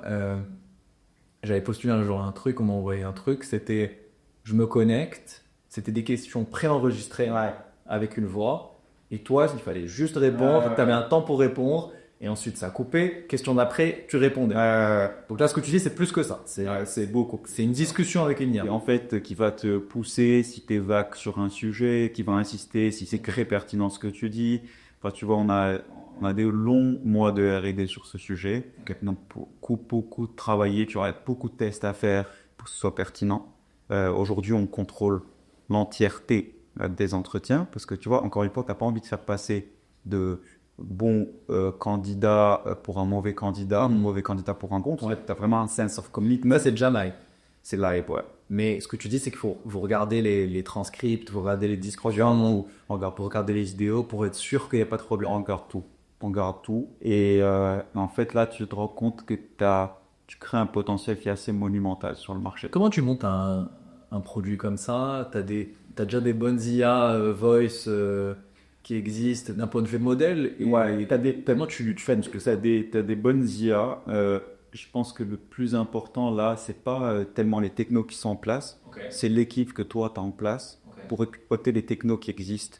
Parce que en fait, tu as l'impression que c'est deux plugs et ça fonctionne. Non. Mais tu vois, parce que ça donne aussi cette idée-là. En fait, tu as besoin de mettre extrêmement talentueux pour comprendre l'ensemble des paramètres, de tout ce que tu as, toutes les technologies que tu as à utiliser, les modèles que tu as à développer in-house parce que les modèles externes ne fonctionnent pas. Et donc, tu vois, c'est tout un cheminement qu'on a fait avant d'en arriver là. Vous avez recruté des gens spécifiquement qui ont cette compétence ou c'est par exemple le CTO qui avait déjà cette compétence ou qui a développé cette compétence au AI? Comment c'était? Vas-y, écoute, le CTO Abdel, qui est mon cofondateur, qui est un mec extrêmement brillant, tu vois, brillantissime, autodidacte. Autodidacte, non, il a étudié, mais il a surtout beaucoup appris par lui-même. Et en fait, qui a cette curiosité, cette capacité de rentrer très vite et très fort sur les sujets. Donc lui, si tu veux, c'est sur lui qu'a reposé derrière le recrutement des équipes. Tu vois, parce que nous, on a l'un des process de recrutement les plus lourds que tu puisses avoir dans une startup. Là, aujourd'hui, l'équipe IA, c'est Abdel plus 3 personnes. Et là, pour le coup, et j'insiste sur ce point-là, on a des gens vraiment extrêmement talentueux. Tu vois, au Maroc, tu as vraiment les pépites à aller chercher, qui comprennent, tu vois, qui comprennent en 360 les sujets, sous proactifs, mais il faut les trouver, tu vois, et il faut qu'on en ait beaucoup plus aujourd'hui. Et donc, moi, les deux personnes qui ont... Alors, on a trois. Il y a une personne qui s'occupe plutôt de l'aspect solution, tu vois, autour de ce qu'on fait sur l'IA, qui est un développeur issu de 1337. On a deux AI ML engineers qui sont tous les deux des diplômés d'Huawei et des jeunes diplômés, tu vois, c'est leur premier job. Et en fait, ce qui est marrant, c'est que on voulait des gens plus expérimentés, mais en faisant passer les process, on s'est rendu compte que la techno bougeait tellement vite que les mecs qui sont sur le marché du travail depuis 5, 6, 7 ans, tu vois, ils sont pas forcément sur les derniers sujets. Ils n'ont pas eu le temps de tout regarder. Ouais, et donc on avait besoin de quelqu'un de gens fraîches, tu vois, vraiment fresh en termes de T'as une personne qui est un peu plus expérimentée, c'est ça? Et deux, en fait, aujourd'hui, les trois sorties d'école aujourd'hui, tu as Abel. Ouais. On a Abdullah qui est plutôt sur la partie dev autour de ce qu'on fait sur l'IA, alors lui qui a fait une reconversion, qui a fait du droit et ensuite qui a fait 1337 et qui est de l'ISLEX. C'est l'exemple que fait tout à l'heure, je pense. Ouais, c'est ça, exactement. Mais non, mais pour le coup, il a fait 1337, c'est un cursus plus long. C'est pas vraiment un bouquin, d'accord. Et Abdullah, premier jobs in. Nassim, Huawei, premier jobs in. Et Aya, Huawei, premier jobs in. Et en fait, les tests, les process de recrutement, c'était, tu vois, c'était des vrais use cases. En fait, on travaille sur ce sujet-là. Donc, effectivement, tu as l'entretien avec Abdel, l'entretien avec moi, l'entretien avec un tiers. Tu vois, en général, c'est le CMO, Oussama, qui est aussi quelqu'un de très important dans l'équipe. Le fit culturel, tous les autres gens qui sont dans la boîte. En gros, ils se posent dans une salle et ils discutent et à la fin, on voit s'il y a des red flags. Et surtout, ça doit être une partie marrante. Ouais, c'est fun. Franchement, c'est fun. Tu dois réussir à la rendre fun. Ça peut être bizarre. Non, parce qu'en fait, on a recruté tout le monde en mode, tu vois, c'est vraiment une boîte où on n'est pas censé se prendre la tête, tu vois, avec une très bonne atmosphère. On disait non, il faut être sérieux sans prendre ça. Ouais, bah tu vois, ça c'est un truc important pour nous. Et le dernier truc sur le processus de recrutement, c'est un case qui prend du temps, tu vois. C'est en fait, tu vas bosser 3-4 heures sur un sujet sur lequel on bosse. Et en fait, quand on voit ce que tu fais, soit on se rend compte que ça nous fait avancer déjà. Donc, déjà cette curiosité d'aller chercher, de faire avancer. Soit en fait, tu vois, ça c'est un bon filtre. Parce que parfois, tu as des gens qui critiquent le fait de demander à un candidat de faire quelque chose, de recruter, etc. Tout dépend ce que tu demandes, et peut-être qu'il y a des dérives, peut-être qu'il y a des gens qui passent qui font limite des entretiens pour demander à des gens de faire des choses pour l'utiliser dans la boîte. Je sais pas, peut-être que ça existe, j'en sais rien. Mais la plupart du temps, je pense que c'est une très bonne chose, ça montre la motivation. Je pense que si tu vas passer plusieurs années dans une boîte, tu peux passer 2-3 heures à bosser sur un projet. Ça montre déjà aussi d'un point de vue candidat les sujets sur lesquels bosse la boîte, c'est hyper. Alors, tu sais, sur ce truc-là, nous on est light. Mais mon beau-frère, il a Y Combinator. Ouais. Et eux, leur cycle, c'est en fait, Avil est le startup qui est okay. Et avant de rentrer dans une boîte, en tout cas chez lui, ils font bosser les gens pendant une semaine en les rémunérant, mais les gens ne sont pas encore intégrés. En fait, c'est la semaine où ils considèrent que ok, c'est un fit, tu peux aller suffisamment vite avec nous, et ça va, tu peux aller beaucoup plus loin que ce qu'on fait. C'est smart ça, parce que moi je paye, en vrai, c'est fair, hein. Exact. Tu peux payer quelqu'un en freelance. Bon, à la limite, c'est que si tu veux, sur le marché US, c'est hyper fluide, alors que sur le marché marocain, tu vas demander à un gars de quitter son job pour faire une semaine avec toi, et on verra, tu vois, c'est pas ça. Donc c'est un marché différent, effectivement. Ouais. Ok, donc on parlait un peu du produit. Donc L'étape d'après, c'est de se dire, je vais continuer le screening dans une discussion, et là, tu peux avoir 5 personnes, et là, ou 10, et là, tu les présentes à la boîte. Ouais. Ok, ok. D'un point de vue business model, comment ça se passe? Donc, est-ce que les boîtes payent le fait d'être sur la plateforme? Est-ce que c'est est-ce que c'est à l'offre qui est postulée? Est-ce que c'est à quel point l'offre est mise en avant? Comment ça fonctionne? Ouais. Alors, nous, pour le coup, le business model il est hyper simple. Moi, j'ai construit le truc en disant, OK, comment c'est un business model qui me permet de scaler sans créer trop de friction sur des sujets financiers avec les clients. Ok. Et donc, le point, c'est quand tu rentres sur. Les entreprises qui sont sur Jobzin, elles nous mettent un abonnement. L'abonnement, il va dépendre de la taille de l'entreprise. On a des entreprises qui font 5 refoulements par an, on en a d'autres qui en font 1000 par an. Tu vois, et donc ça va dépendre de l'intensité d'utilisation qui est faite de la plateforme. On ne va pas contrôler à l'offre près. Et donc, à partir du moment où tu es sur la plateforme, on considère que toi, tu es dans la tranche 20 à 30 recrutements. C'est ça ton pricing. C'est OK pour toi. OK, on va construire ta vitrine. On le fait gratuitement. Excellent. Et ça, on le fait gratuitement parce que pour nous, c'est une façon de. C'est un levier pour délivrer sur ta promesse. Tu vois, partie de l'onboarding pour vous. C'est ça. En fait, moi, ce que je dis aux clients, c'est à partir du moment où on crée ce contenu-là, je sais que je suis capable de générer des meilleures candidatures parce que ce contenu-là, il va permettre de convertir des profils qui sont sur la vitrine. Il va aussi nous permettre de faire de l'outreach. Tu vois, le jour où tu recrutes un responsable de contrôle de gestion et que j'ai cette capsule du CFO qui sera son manager, et si j'arrive à la mettre, tu vois, un peu sur des modèles de targeting, tu vois, de ce qu'on voit dans d'autres industries, si j'arrive à la mettre en place des bons profils, j'ai de très fortes chances que ce mec-là postule. Alors que si j'ai une vitrine sans ce contenu-là, c'est plus compliqué. Et donc, effectivement, derrière, les recruteurs sont libres sur la plateforme. À partir du moment où on a créé leur vitrine, ils créent leurs offres d'emploi. À la fin d'année, si tu vois, ils ont posté 25 offres, on nous avait dit qu'ils allaient en poster 20, no big deal. Là, ils payent à titre mensuel Exactement. ou annuel? Mensuel. Alors mensuel, avec un engagement annuel. Parce qu'après l'investissement de départ, on le prend. Tu vois, toute la vacation de contenu, les push, on a investi. Tu vois, ça c'est un truc qui est très différent de ce que font les autres plateformes. C'est que nous, on a investi derrière, qu'on investit sur la phase de setup. Mais ensuite, comme on est en phase de croissance et que on a à cœur, on aura toujours à cœur de délivrer, mais on va mettre du budget ads on behalf of, tu vois, de nos clients pour promouvoir ce contenu-là, pour nous assurer que les bonnes personnes le voient, etc., etc. Et on va avoir une personne qui gère le compte du client et qui va piloter les offres d'emploi un peu comme un trader, tu vois. Quand on arrive le matin, on a un tableau de bord, on voit les offres d'emploi sur lesquelles on est bon, celles sur lesquelles on est moins bon. On va passer l'information à l'équipe marketing que c'est sur celle-là qu'il faut accélérer. D'accord. Donc sur le business model, c'est ça, c'est hyper simple. Sur la partie, alors new business model, toute la partie où on va aller beaucoup plus loin avec c'est des mandats, des one-off. Ça va être des recruteurs qui vont nous dire, OK, moi je veux recruter ce profil-là, plutôt senior ou plutôt niche ou plutôt diaspora ou autre. Et là, en fait, on va lancer un mandat où on va avoir nos agents IA qui vont le faire end-to-end.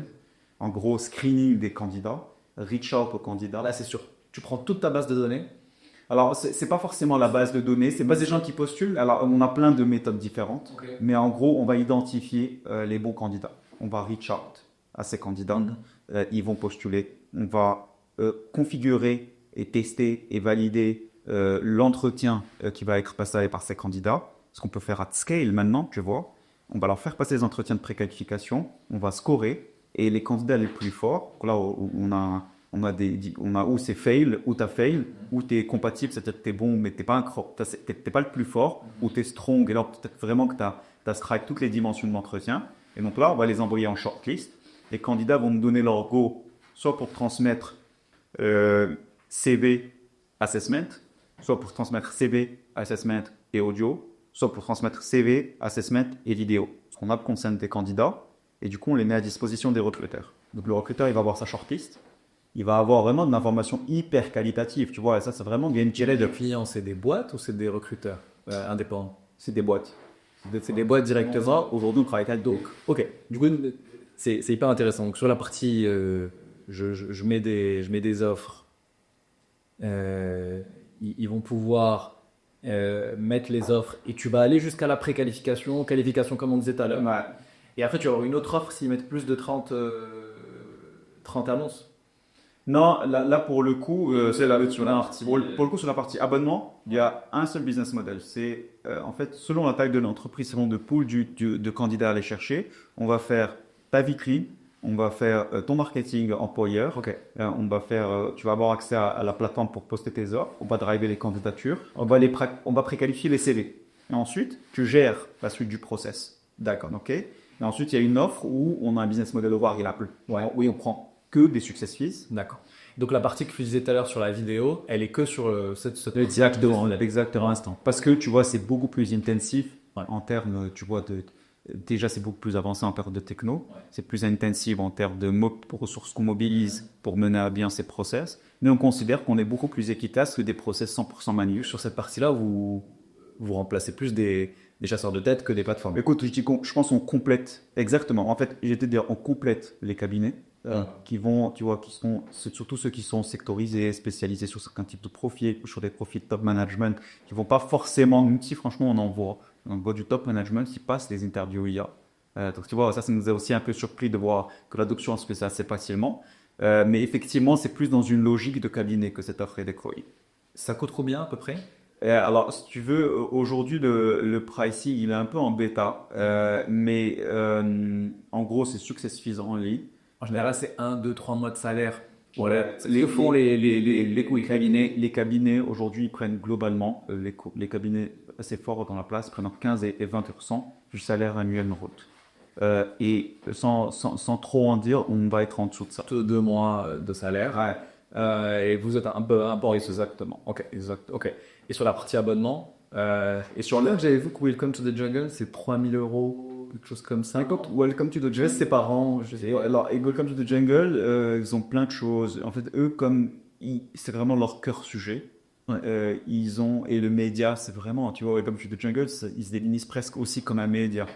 Et donc, Welcome to the Jungle, ils ont un abonnement qui va de 3 000 € par an, mais qui peut monter jusqu'à 40 000 € par an. Parce ils peuvent rajouter des trucs. Et en fait, dans le multimédia, eux, ils te disent, en fait, si je te mets 10 vidéos, ça te coûte tant. Si je te mets X, alors que nous, c'est pas du tout notre game.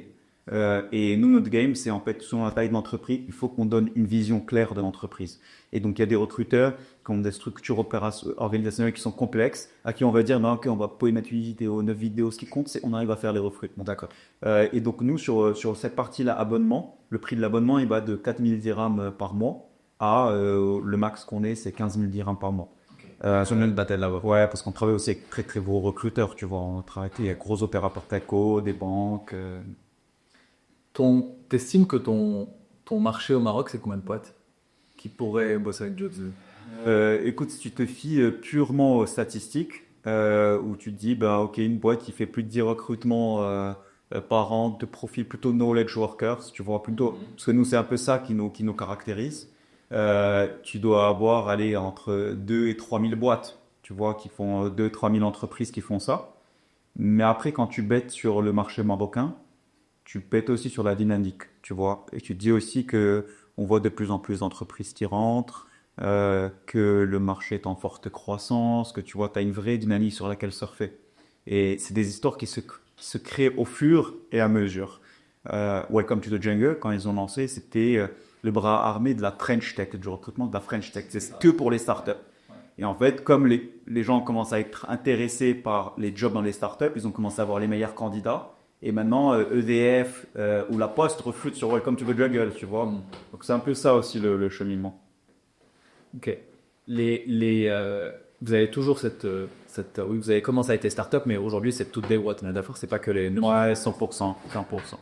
On va revenir à l'épisode dans quelques secondes, mais juste avant, je voulais vous parler de quelque chose. Personnellement, j'adore regarder quelles sont les dernières startups qui se lancent au Maroc, mais on n'a pas toujours le temps de rester informé. Donc on a décidé de réunir toutes les startups à ne pas rater dans la Next Wave Startup List. Si vous êtes entrepreneur, si vous cherchez des idées, ou si vous êtes juste curieux et voulez savoir ce qu'il se passe au Maroc, c'est pour vous. Vous pouvez accéder à la liste sur startuplist.nextwave.ma. Je vous mets le lien exact dans la description. Et sur ce, on peut revenir à l'épisode. J'aimerais bien qu'on parle un peu des candidats. Ouais. Tu as plein de candidats que tu as vu passer, plein d'offres sur Jobsin. C'est quoi les conseils que tu leur donnes le plus souvent? Alors, tu as différents niveaux de conseils. En fait, tu as les conseils un peu théoriques où tu te dis que je suis dans un monde idéal et que toutes les opportunités sont là et qu'en fait, je peux faire un choix. Donc là, tu dis au candidat, bah, essayez de comprendre ce qui vous parle vraiment, ce que ce qui va vous passionner. Tu sais, tu as le concept du Ikigai, là, je sais pas si tu vois ce que c'est. Un croisement de plusieurs dimensions. Alors, je ne les connais pas par cœur, mais en gros, c'est ce que j'aime faire, ce pourquoi je peux être payé, ce dont le monde a besoin, ce pourquoi je suis bon. Et en fait, le Ikigai, c'est un croisement entre ces trois-là. Et c'est assez intéressant parce que chacune des branches qui croisent est très bien définie, tu vois. Tu as soit un job vocation, soit un job profession, soit un job passion, j'ai vu c'est lequel le dernier. Je présente souvent ce slide-là parce que, en fait, moi, personnellement, j'ai mis beaucoup de temps à le trouver et ça m'a rendu pas forcément super épanoui et heureux dans mes jobs d'abord. Et donc, tu vois, et c'est ça que j'aime bien aussi, donc j'ai beaucoup de gens dans la Gen Z, c'est, en fait, beaucoup font cet effort-là, d'essayer de comprendre. Maintenant, ça, c'est pas dans un monde idéal, tu vois, où tu as le choix de job, et c'est pas une réalité de marché au Maroc. En tout cas, j'espère que ça le sera un jour, mais ça n'est pas aujourd'hui. Et alors, sur le marché marocain, c'est plus, en fait, des trucs assez basiques, tu vois. Alors, il y a plusieurs segments, tu vois, les 99 sur lesquels il n'y a vraiment pas de sujet. Il y a des candidats qui sont bien formés, qui sont bien préparés aux entretiens, qui sont plutôt bons et qui font les choses très bien. Mais un pool, franchement, objectivement, très large, peut-être même majoritaire, de jeunes diplômés qui vont faire toutes les fautes qu'il ne faut pas faire sur les process de candidature. Vas-y, on va faire masterclass. Écoute, je suis diplômé, il faut que je trouve un bon job. Ouais.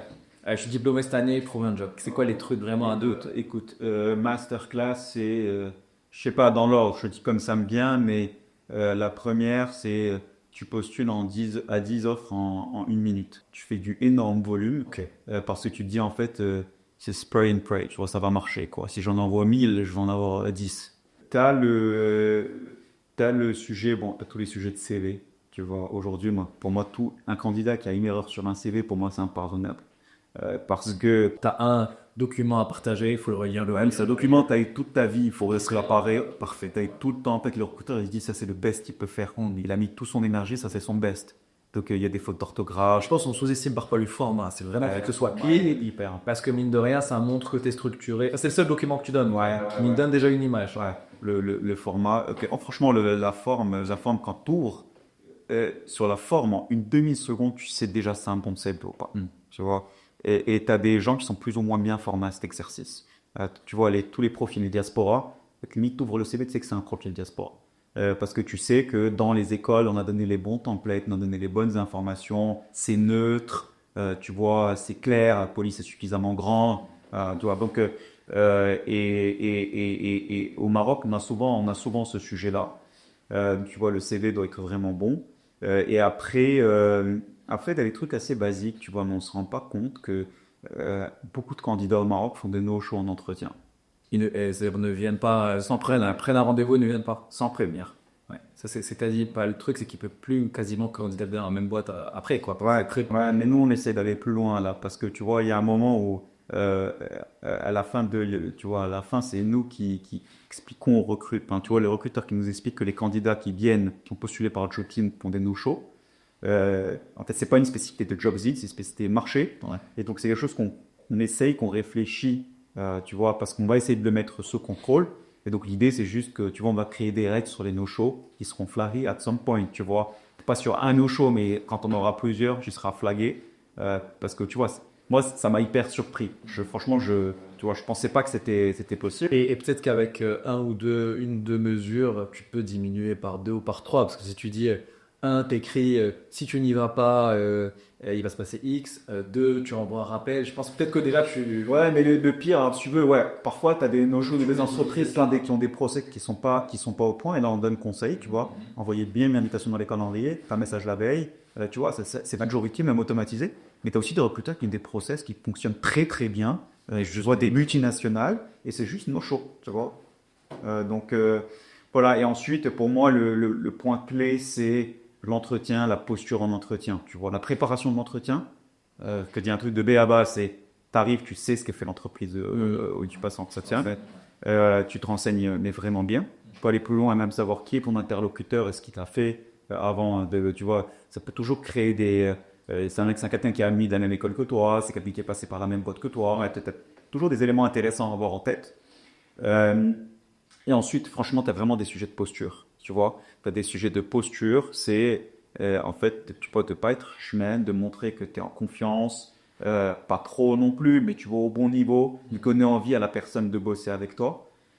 Et en fait, souvent les gens me demandent c'est quoi meilleures façons de négocier les salaires.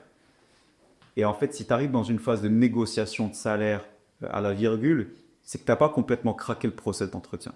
Si tu as vraiment craqué le process d'entretien et que le recruteur se dit ce mec-là, il va quitter, il changer pour moi, tu n'es plus du tout dans cette discussion-là. Tu vois, si le recruteur se dit cette personne en rentrant, je pense que je peux faire x2 sur mon chiffre d'affaires ou aller beaucoup plus vite sur la tech ou homogénéiser mes process ou quelque chose de vraiment évident que tu as réussi à mettre en évidence pendant le process, le recruteur il réfléchit même plus nécessairement en gris. Pas tous, tu vois, il y en a qui ont vraiment des grilles. Tu sors, voilà, tu sors, je mange. Exactement. Donc plus tu arrives fort et préparé un entretien, plus tu es confiant, plus tu es renseigné et plus tu as de chances d'optimiser ton salaire. Ok. Il y a un de vos sujets, c'est de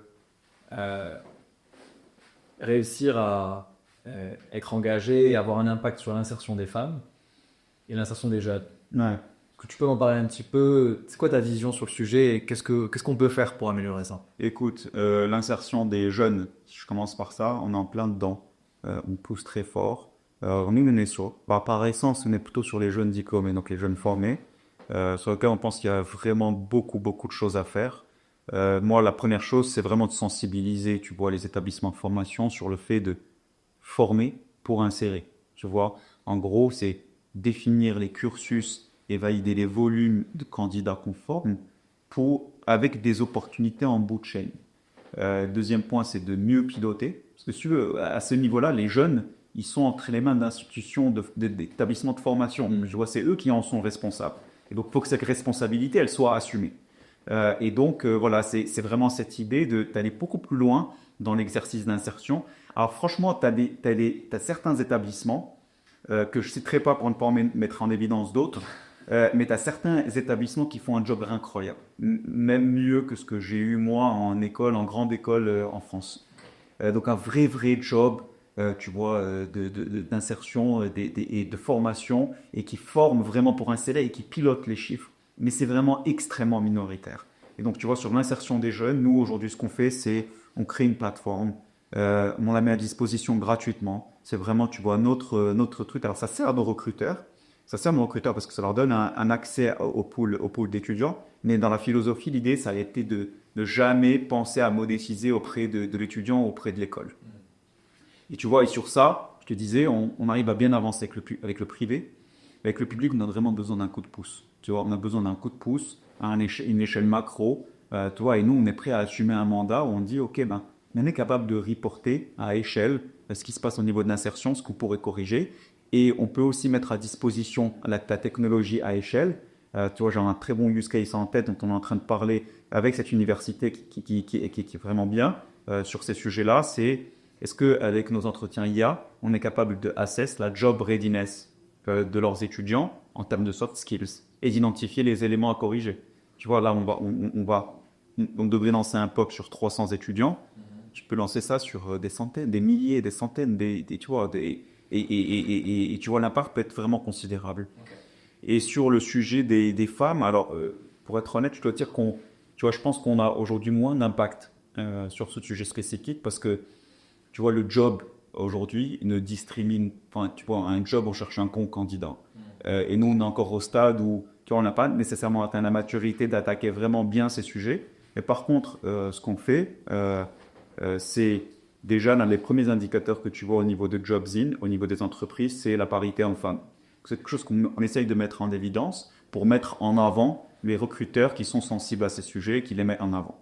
Et après, là où je suis très fier aussi, c'est qu'on est... Alors, je crois qu'on a atteint la parité, mais en tout cas, on est 14 là. Je ne sais pas si on est 7-7 ou 6-8. J'ai un petit doute, mais on n'en est pas loin. Et franchement, sans effort intense, tout ne serait jamais arrivé. Et pour être très transparent, on a eu des process sur certains jobs women only. On n'a pas communiqué parce que, tu vois, je ne suis même pas sûr que ce soit légal de le communiquer. On n'a pas un cadre législatif de discrimination positive au Maroc. Mais on règle des process women only parce qu'on arrivait à un moment, on était 4 dans la boîte, 5 dans la boîte, que des mecs. Tu es obligé de casser ça. Voilà, exactement. Il faudrait forcer à un moment jusqu'à que il y a assez aussi de femmes dans la boîte pour que naturellement... Exactement, exactement. Bon, c'était Women Only, mais au final, c'est des rockstars, tu vois, quand dans la boîte, c'était quoi. Côté entreprise, tu en as pas mal parlé des talents.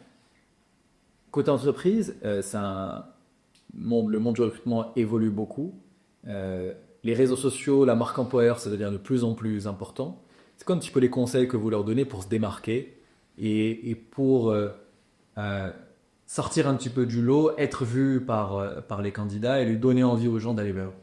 Bah, franchement, c'est vraiment la partie. En fait, c'est très simple à dire, mais c'est de donner l'information. Tu vois, on se rend pas tellement compte. En fait, c'est de donner l'information, c'est de la rendre lisible et c'est d'utiliser les canaux qui sont consultés. Tu vois, nous, quand on regarde le trafic sur Jobzim, on voit le pourcentage de temps qui est passé sur les vidéos. Ce que je peux te dire, c'est que les gens lisent peu.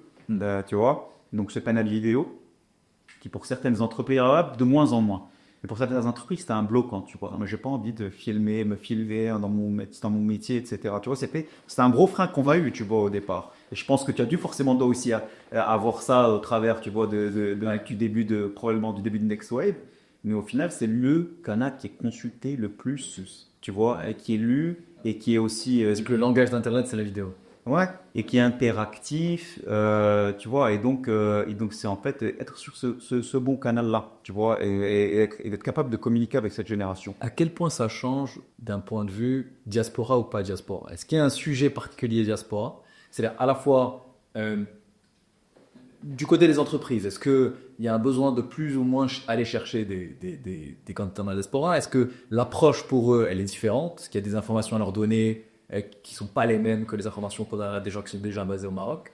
D'un point de vue candidat aussi, tu vois, comment ça s'imbrique? Ouais. Écoute, dans les grandes lignes, non. Tu vois, dans les grandes lignes, en termes d'informations qu'on communique, en fait, on montre une image fidèle de l'entreprise. Donc, si c'est plus des profils diaspora, ça émerge naturellement. C'est plus des profils locaux aussi. Mais pour moi, aujourd'hui, diaspora, profils locaux se blendent très naturellement dans les entreprises. Maintenant, les entreprises, pour des raisons légitimes, elles aiment beaucoup les profils diaspora pour plein de raisons, tu vois, parce que la formation, tu vois, tu as un certain gage de niveau de formation, parce que c'est des profils qui ont travaillé dans des entreprises, qui ont très bien formé, qui peuvent être parfois en avance sur des sujets sur lesquels qu'on veut traiter ici au Maroc. Voilà, il y a plein de raisons qui justifient ça, et c'est une population qui est assez difficile à aller chercher, tu vois, moi, j'ai travaillé pendant 10 ans en France. Sur les 10 ans, objectivement, tous les 2 ans, je me disais, je rentrerai bien au Maroc. Mais comment je fais pour y aller? Tu vois, c'est quoi les entreprises qui recrutent? Et en général, c'est que tu vas contacter cette personne qui a quelques mandats de ces entreprises-là, ou bien tu as des gros cabinets que tu connais, ou bien tu as des entreprises qui émergent, tu vois. Et donc, en fait, c'est comment maintenant vous donner cette information à la diaspora qui a très, très, très envie de rentrer. Et ça, on le voit sur les chiffres. Tu vois, on le voit sur les chiffres, on le voit sur les candidatures. Sur les chiffres chez vous, Ouais. vous savez quel pourcentage des candidatures? Ouais, on le sait. Non, on a, alors, des candidatures, il faudrait que je vérifie les chiffres. Mais je sais que j'avais fait un post sur le sujet. Sur les plus derniers trimestres, on était, je crois, à 8% de candidatures. 8% de toutes les candidatures. Ouais. Alors, et c'est 10% du trafic. Et alors, par contre, il y a un biais sur les 8%, c'est que c'était au moment du Forum Horizon Maroc. D'accord. Et que le Forum Horizon Maroc, on était partenaire du Forum Horizon Maroc et qu'on a accompagné une dizaine d'entreprises qui recrutent à travers Jobzim pour, en fait, créer les offres d'emploi, faire un tag Forum Horizon Maroc, organiser les entretiens pendant le Forum Horizon Maroc et closer des recrutements pendant le forum. Et tu vois, tu as un sujet de comment tu prépares, comment tu donnes l'information au niveau digital au candidat pour que quand tu le rencontres physiquement, je puisse déjà activer et aller plus loin. Et là, on voit de tout dans les boîtes. On a des boîtes qui ont des process ultra rodés. Tu vois, en général, boîtes, entreprises matures, multinationales. Et j'ai vu, parfois, tu vois, je vois les tableaux de bord, comment ils pilotent. C'est 48 heures pour faire le premier feedback, 1 semaine pour avoir fait le process d'entretien, 2 semaines pour avoir clôturé, tu vois. Et TikTok, tu vois. Et ça devrait être, tu vois, ça devrait être, c'est state of the art, mais ça devrait être la normale, tu vois. Et après, tu as des entreprises qui sont restées sur un cycle un peu ancien où, tu vois, historiquement, il y a quand même un peu de la philosophie de l'entreprise est un peu au-dessus du candidat sur le process. Donc, c'est pas très grave si on le fait un peu poireauter, tu vois. Et alors qu'aujourd'hui, tu as un équilibre qui est différent. Et si tu cherches les meilleurs profils, et c'est d'autant plus le cas si tu cherches les meilleurs profils, tu dois aller vite dessus. Et donc, tu vois, nous, parfois, on a des process où on va avoir un candidat partir en process avec 4 boîtes. Et une des boîtes va nous dire après 2 mois, mais en fait, on l'a appelé, mais il n'est pas disponible. En fait, moi, j'ai vu, bon, je partage pas l'information, mais moi, j'ai vu que ce candidat-là, il avait fait 4 tours de recrutement avec un autre recruteur et qu'il avait déjà été recruté et qu'il était déjà arrivé au bureau de l'autre recruteur. Tu leur dis en fait juste, Donc voilà, tu vois, speed, c'est important et c'est d'autant plus important sur les top profils. Tu vois, d'autant plus important sur les top profils. Et c'est là, tu vois, que ce qu'on essaye de mettre en place, un peu pour être, tu vois, un peu ce qu'on appelle HRBP. HRBP, c'est Human Resources Business Partner. Des HRBP dans les entreprises. Tu vois, c'est comment eux peuvent s'appuyer sur nous pour accélérer le sourcing, pour identifier plus vite, pour être capable de sélectionner, pour être capable de recruter plus rapidement, quoi. vous avez envie d'aller à l'international? Oui, on a envie d'aller à l'international. Tu vois, ça a toujours été un sujet pour nous régional. Quand je dis régional, c'est MENA et Afrique. Maintenant, tu vois, quand tu lances une entreprise comme ça, tu dois vraiment avoir l'humilité de craquer ton marché d'abord. Tu vois, d'être vraiment, vraiment performant dessus avec un produit qui est mature avant d'aller tu vois, de te frotter un autre marché qui va te poser bien d'autres challenges. Et donc, tu vois, pour moi, je considère qu'on n'y est pas encore sur le Maroc. On a une très forte accélération là sur la période en cours. Et donc, la question se posera début d'année prochaine. Mais voilà, l'enjeu pour moi, au niveau de la boîte, c'est d'en faire une entreprise régionale. C'est quoi les marchés qui t'intéressent si tu devais aller sur d'autres marchés? Tu as vraiment plusieurs plays qui sont, tu vois, sur lesquels limite, je n'ai pas voulu trop avancer dans la réflexion, mais sans te dire pourquoi ou comment, tu as une stratégie d'expansion qui pourrait être sur la région MENA. Tu vois, avec l'Égypte, l'Arabie Saoudite, les Émirats Arabes Unis, qui sont assez matures notamment sur les sujets de promotion de marque employeur, d'attirer les top talents, etc. Et qui sont soit des pays avec la diaspora importante, soit des pays d'immigration forte, et donc qui ont besoin de cette vision-là. Et après, tu as aussi un play où, en fait, dans beaucoup de pays d'Afrique, tu as des ressources vraiment qualifiées, et donc où on pourrait aussi éventuellement aller plus au sud. Mais voilà, comme je te dis, c'est un sujet aujourd'hui qui concentre pas notre réflexion. Tu vois, c'est embryonnaire dans la réflexion. Il faut avoir une vision, tu vois, et on l'a, mais on s'invite. Et sans arrêter de te dire, mais en fait, pourquoi pas aller en Europe ou en France Parce que à un moment, tu auras un produit tellement mature que techniquement, tu n'as pas de raison. Ouais, c'est sûr. Évidemment que ça te traverse l'esprit, parce que tu vois, quand tu regardes dans la big picture, tu te dis qu'il y a un marché. Parce que je me demande s'il y a des startups marocaines qui ont commencé au Maroc et qui ont plutôt fait le play. Écoute, il y en a très très peu, mais il y en a qui le font en tout cas en ce moment. Je sais pas si c'est public ou pas, mais voilà, faut pas sous-estimer l'environnement dans lequel tu es, les fonds que tu as à disposition, l'environnement concurrentiel dans lequel tu vas. Tu vois, c'est facile de dire, en fait, le PIB de la France, c'est le PIB de quasiment toute l'Afrique. Tu vois, ça c'est facile à dire, mais quand tu vas aller en France, des boîtes avec des mecs qui font le même background, qui ont 10 fois plus d'argent et qui sont déjà là depuis 10 ans, et il y en a énormément, tu vois. Donc, aller craquer le marché, c'est pas la même histoire. Donc voilà, non, pour le moment, tu vois, c'est pas un sujet, sauf si vraiment trouver un angle extraordinaire, quoi. Merde, aujourd'hui, non. Vous avez levé des fonds et vous avez annoncé ça récemment avec Jean-Go Capital, c'est ça? Ouais. C'était quoi l'objectif avec le levée de fonds? Est-ce que c'est pour aller plus vite? Comment c'est passé? Est-ce que tu veux me parler un peu de la levée de fonds? Écoute, l'objectif de la levée de fonds, c'est clairement d'aller plus vite. Je pense qu'on aurait pu le faire en croissance organique, mais Par rien de vos chiffres publiquement, ouais. Non, pas trop, non. Mais en croissance organique, tu vois, tu dis, ok, ben, si j'ai 2-3 nouveaux clients, je peux recruter la ressource additionnelle. Il y a 2-3 et je peux encore recruter la suivante. Et 2-3 et je commence à investir sur le marketing. Alors qu'en fait, quand tu as démontré certains fondamentaux, tu as des VC qui sont capables de te faire accélérer. Tu vois, c'est surtout ça. Et donc, au lieu d'avoir, tu vois, potentiellement une équipe de 4-5 que tu peux payer organiquement, et tu vas grandir doucement quand tu sens un vrai marché à attaquer sur lequel tu peux faire une différence. À partir du moment où tu fais une levée de fonds qui est justifiée, qui est équilibrée, ben, en fait, tu vas pouvoir aller à l'étape d'après beaucoup plus rapidement.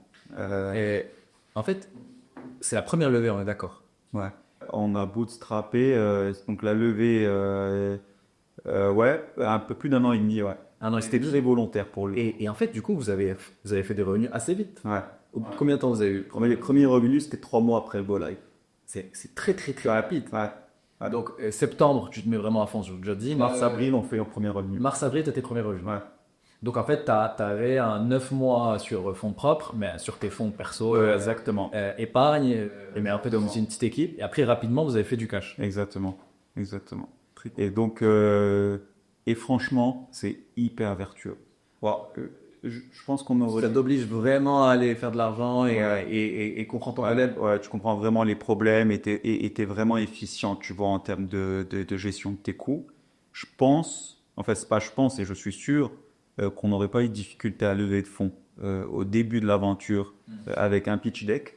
Mais à l'époque, Hakim et moi, qui sommes des gens qui avons plutôt besoin d'avoir confiance en ce qu'on fait avant d'aller le pousser à d'autres et qui sommes plutôt, tu vois, assez cost conscious. Tu vois, genre on fait attention à ce qu'on fait, on va pas overspend, on avait un certain niveau d'épargne. Et donc l'idée c'était, bah, on va se prouver là nous-mêmes que ça fonctionne et ensuite on va aller voir des investisseurs. Et voilà. Et donc à partir du moment où on commence à générer du revenu, qu'on commence à avoir une courbe de croissance, qu'on se dit ok, il y a un vrai discours.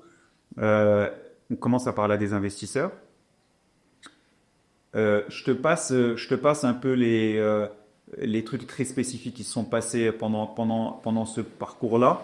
Mais ce que je peux te dire, c'est que les investisseurs aujourd'hui, ils ont besoin d'un certain niveau de certitude au niveau des startups avant d'investir. Tu as eu des cycles, tu as des gros cycles VC.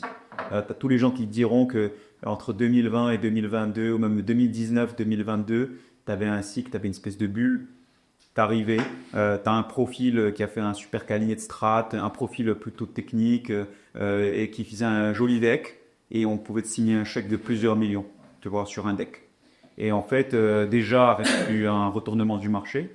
Et ensuite, l'autre facteur, c'est ce qui se passe avec l'intelligence artificielle qui en fait permet à des boîtes, je sais pas si tu les as vu passer, des boîtes aux US où tu vois 5 mecs qui font 10 millions, 20 millions, 100 millions d'ARR en un an. En fait, ça, c'est les cas extrêmes.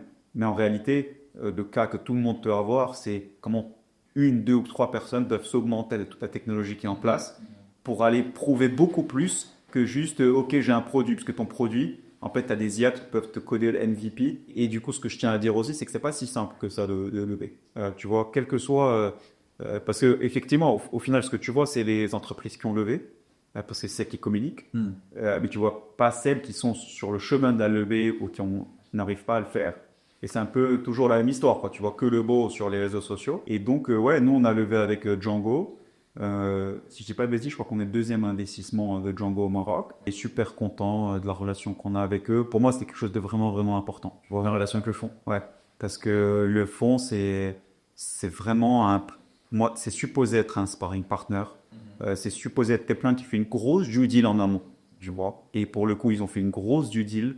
Quand je te dis une due deal, c'est ils ont parlé à nos clients, ils ont vu notre tech, ils ont parlé aux gens de l'équipe. Tu vois, c'est pas juste je te crois sur parole, mais à partir du moment où la due deal est faite, que là, tu as un chic est signé et que les fonds sont virés, on est dans une même équipe, tu vois. Et j'ai full trust. Bien sûr, derrière, tu as des trucs que tu dois gérer et remonter les reporting comme convenu, être très clair sur ce qui se passe, être transparent. À partir du moment que tu joues ton rôle, que le fonds sait que toi, tu es en train de tout faire pour cette entreprise-là, tu vois, vous êtes sparring partner.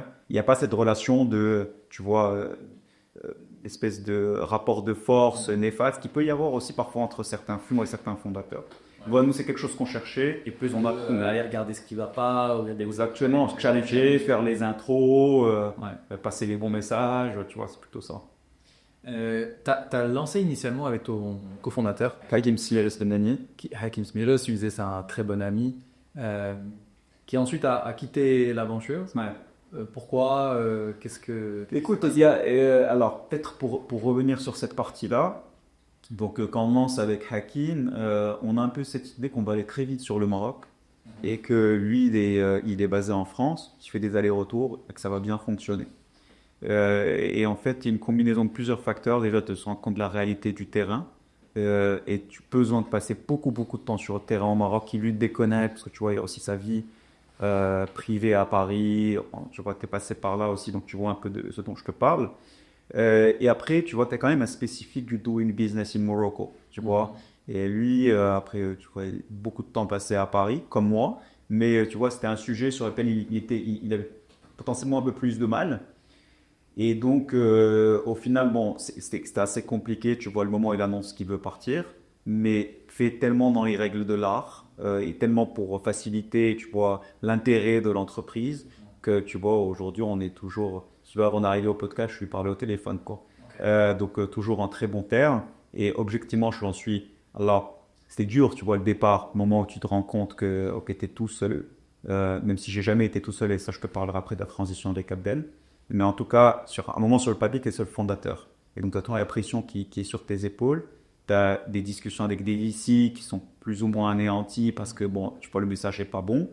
Mais, tu vois, avec un peu de recul, je me rends compte qu'il a été hyper important, tu vois, dans l'aventure. Et surtout, pour moi, il a été central parce que déjà, c'est mon vrai sparring partner, tu vois, tu es vraiment cofondateur.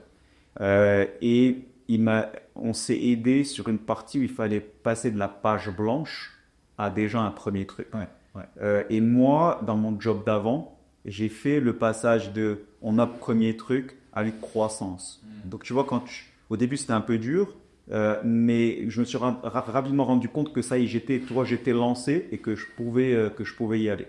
Et donc tu vois, il a eu un rôle. Le 0 à 1 au MVP aussi qui... Ouais, alors le 0 à 1, c'est plus que ça. Je crois qu'on n'a pas encore fait le 0 à 1, mais le 0 à 0.5, en tout cas, là, c'est ça. Et tu vois, il a été central. Et en fait, au début, tu découvres tout, quoi. Tes trucs tout bêtes, mais quels outils tu utilises pour communiquer en interne, les Outlook, les trucs, comment tu fais le marketing. On a découvert Insta ensemble, les outils, tu vois comment on parle à des VC, enfin, au début, tu navigues, en fait, il fait d'être deux, moi, je recommande d'être plusieurs, tu vois, dans une aventure. Et donc voilà, il est hyper central. Les couleurs, tu vois, les couleurs de Jobzin, c'est le fruit de discussions sur lesquelles lui il était plus inspiré que moi. Donc voilà, je revends ça parce que c'est important pour moi. Et ensuite, tu vois, l'autre game changer, c'est le recrutement d'Abdel. Et ça, c'est une anecdote assez intéressante, tu vois, parce que ça montre aussi la trajectoire d'associé dans l'entreprise. C'est en fait le recrutement du CTO qui était hyper central. En fait, quand on finit l'MVP, le freelance, on lui dit est-ce que tu veux continuer avec nous? Il me dit non. Ok. Ok. En fait, il ne me dit pas non. Mais tu vois, on lui dit écoute, on n'a pas beaucoup d'argent, on va te donner de l'equity et si tu veux rester, tu baisses un peu ton salaire. Ouais. Et lui, en fait, comme beaucoup de gens au Maroc, est insensible au sujet de l'equity. Ce que je comprends, parce que tu vois, c'est pour le matérialiser, tu vois, des exits pour le matérialiser. Donc, on commence à chercher un CTO. Et donc, moi, un peu naïvement, arrivant un peu de l'écosystème French Tech, je considère que l'equity, c'est vraiment bien, tu vois. Et donc, on parle je sais pas, une douzaine de CTO potentiels. Et à chaque fois, la propale, c'était ok, t'es bon, on aimerait bien bosser avec toi, mais on te propose soit X equity et en gros moins d'equity plus de salaire ou plus d'equity moins de salaire, tu vois. Il y a un gars qui dit en fait les gars, moi je bosse en freelance et j'ai des revenus en fait je peux faire du part-time mais vraiment comme si c'était du full-time. Ils vont me payer pas jusqu'à la levée. Par contre, je veux 2 fois ce que vous m'avez proposé en max d'equity. Et donc là, à ce moment-là, je me dis, waouh, tu vois, en fait, c'est pas juste un recrutement. Le mec, il est ultra sensible à ce qu'on fait. Il est ultra aware, tu vois, du potentiel qui se matérialisera, Inch'Allah, mais tu vois, mais avec une part de risque. Et en fait, quand il est rentré dans le business, je me suis rentré dans la boîte. Non seulement il a repris le MVP en fait, on a écrasé tout ce qu'on a fait en MVP. Parce que tu vois, c'était pas, tu reprends, on a tout refait. Parce que tu vois, c'était pas, tu vois, on pouvait pas passer à l'échelle avec ça. Et en fait, je me suis rendu compte que c'était un sparring partner business aussi, tu vois. C'est-à-dire que le mec ultra sensible à ce qui se passe au niveau des startups aux US, en Europe, les technos, comment on recrute. Tu vois, il a la main sur son équipe, il est jeune, autodidacte. Et donc voilà. Et donc finalement, la promesse a été. Moi, je suis allé plus loin que la promesse qui avait été faite, puisque je montrais que c'était un élément, tu vois, en termes de contrat, en termes d'écoutier. Et il est rapidement devenu cofondateur, tu vois, parce que Et il est passé fondateur, CTO et cofondateur, CTO, payé, voilà, tu vois, et tout va bien. Il a fait un bet qui, pour le moment, tu vois, est payant. Je pense que ça ouvre le sujet de l'equity, tu vois, dans les boîtes, on en a pas parlé. Ouais. On a parlé de recrutement, mais bon, là on parle plutôt de recrutement startup. Ouais. Donc bien sûr, tu as les cofondateurs. Si tu as un cofondateur qui te rejoint, l'equity, c'est assez naturel. Mais de ce que je comprends, tu n'as pas vraiment de mécanisme dans les equity aux équipes. Non, t'en as pas parce qu'il faut être inventif. Et il faut que vraiment qu'à un moment le cadre légal se mette à jour au Maroc. Ouais. Euh, Mais il y a des choses déjà qui sont possibles. Mais il y a des choses possibles pour nous parce que tu vois, on a une structure d'entreprise, on a une holding en France, parce que la société a été créée quand on était résident français, et notre filiale qui gère 100% du business est marocaine, et c'est elle qui paye les employés, c'est elle qui reçoit les paiements des recruteurs, c'est elle qui paye l'info, etc. Et donc, mais par contre, l'investissement des investisseurs est fait dans une législation qui permet des mécanismes d'incentive. Donc tu peux donner, donc en France ça s'appelle du BSPCE. Ouais, mais tu vois, c'est encore complexe. C'est compliqué de le faire depuis la France vers des C'est encore dans Maroc. Exactement, c'est encore très complexe. Donc tu vois, et sur ça, faut vraiment. Ça, c'est un sujet intéressant parce que ça aide beaucoup. Enfin, c'est une bonne chose. C'est que indispensable. pour les entrepreneurs et les start-upers, Indispensable indispensable parce que si les gens dans ton entreprise sont pas incentivés sur ce que tu essayes de faire et que tu n'es pas capable de les payer parce que tu n'as pas les fonds d'une grosse entreprise à un certain niveau de salaire, en fait, ils sont exposés qu'au downside. Ils sont pas exposés à l'upside, ils sont pas exposés à la longue histoire. Et donc, tu te retrouves sur un truc où n'importe qui peut churn à n'importe quel moment, alors que c'est des ressources ultra centrales et tu n'as pas de temps à perdre sur ça, tu vois. Tu peux pas te permettre de ne pas capitaliser sur le savoir que tu as créé avec eux. Et donc, non, mais tu vois, je pense que ça va changer, tu vois. Et en tout cas, toute la dynamique qui est au Maroc, toute la dynamique VC qui est au Maroc, et surtout celle qui arrive, à mon avis, va générer ce genre de changement. Ouais, ok. Qu'est-ce que tu fais d'autre à part Jobzin pour garder ton équilibre, sentir bien chez toi? Écoute, franchement, c'est une très bonne question. C'est une question d'actualité. Moi, comme je te disais tout à l'heure, j'ai eu la chance de voir beaucoup de choses dans mon expérience précédente, de savoir quand je débordais sur, tu vois, le pro qui prend le dessus sur le perso, de comprendre que ce genre d'aventure entrepreneuriale, c'est vraiment des marathons. Même si quand tu penses start-up, tu as plus enferme le mot sprint que marathon. Mais en réalité, c'est un truc où tu as besoin vraiment de garder un gros équilibre. Et donc, tu vois, moi, le truc plus important pour moi en ce moment, c'est vie de famille. Une petite fille qui a 1 an et demi. Et donc, tu vois, l'équilibre, c'est je finis ma journée. Les gens de l'équipe qui m'appellent à 20h ou 21h, ils se marquent. Je leur dis, non seulement je ne réponds pas, mais arrête de m'appeler à 21h. On voit ça demain. Exactement, exactement. Donc, tu vois, ça, c'est un truc assez central pour moi.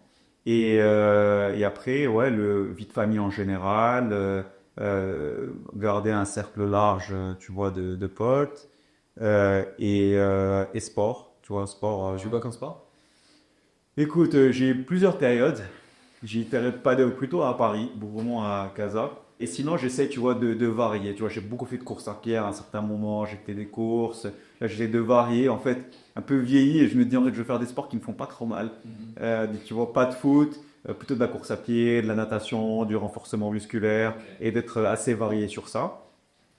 Ouais, voilà, dans des grandes lignes Tu as dit assez. que c'est du yoga avant le Ouais, podcast. alors malheureusement, je suis pas assez régulier là-dessus. Mais on a eu une période avec ma femme où, entre mon dernier job et le lancement de l'aventure entrepreneuriale, on allait à Bali quelques mois. Ok. Et donc, on a fait un yoga teacher training.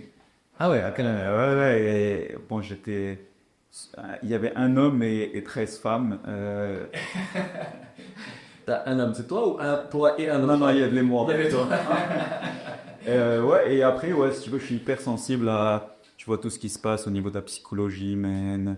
Moi, je lis, peut-être, moi, mon style de lecture, c'est plutôt les bouquins de psychologie, de comprendre. Quel type de sujet? Bah, beaucoup, tu vois, sur des sujets de bien-être, un peu sur des sujets d'optimisation, mais je suis beaucoup plus intéressé par la psychologie au sens large que par tu vois, la littérature business ou la fiction. Tu vois, je vais regarder, alors je vais aussi beaucoup tester. Tu vois, je t'avais dit juste avant, mais j'ai beaucoup fait, tu vois, tout ce qui est breathwork, la méthode de Wim Hof, des treks un peu dans la nature où tu fais de l'exposition au froid, où tu fais sans essai. Ouais, écoute, alors après, la clé de ces trucs-là, c'est de garder la régularité. Et je dois dire que là, depuis mon retour au Maroc, je l'ai perdu, la régularité.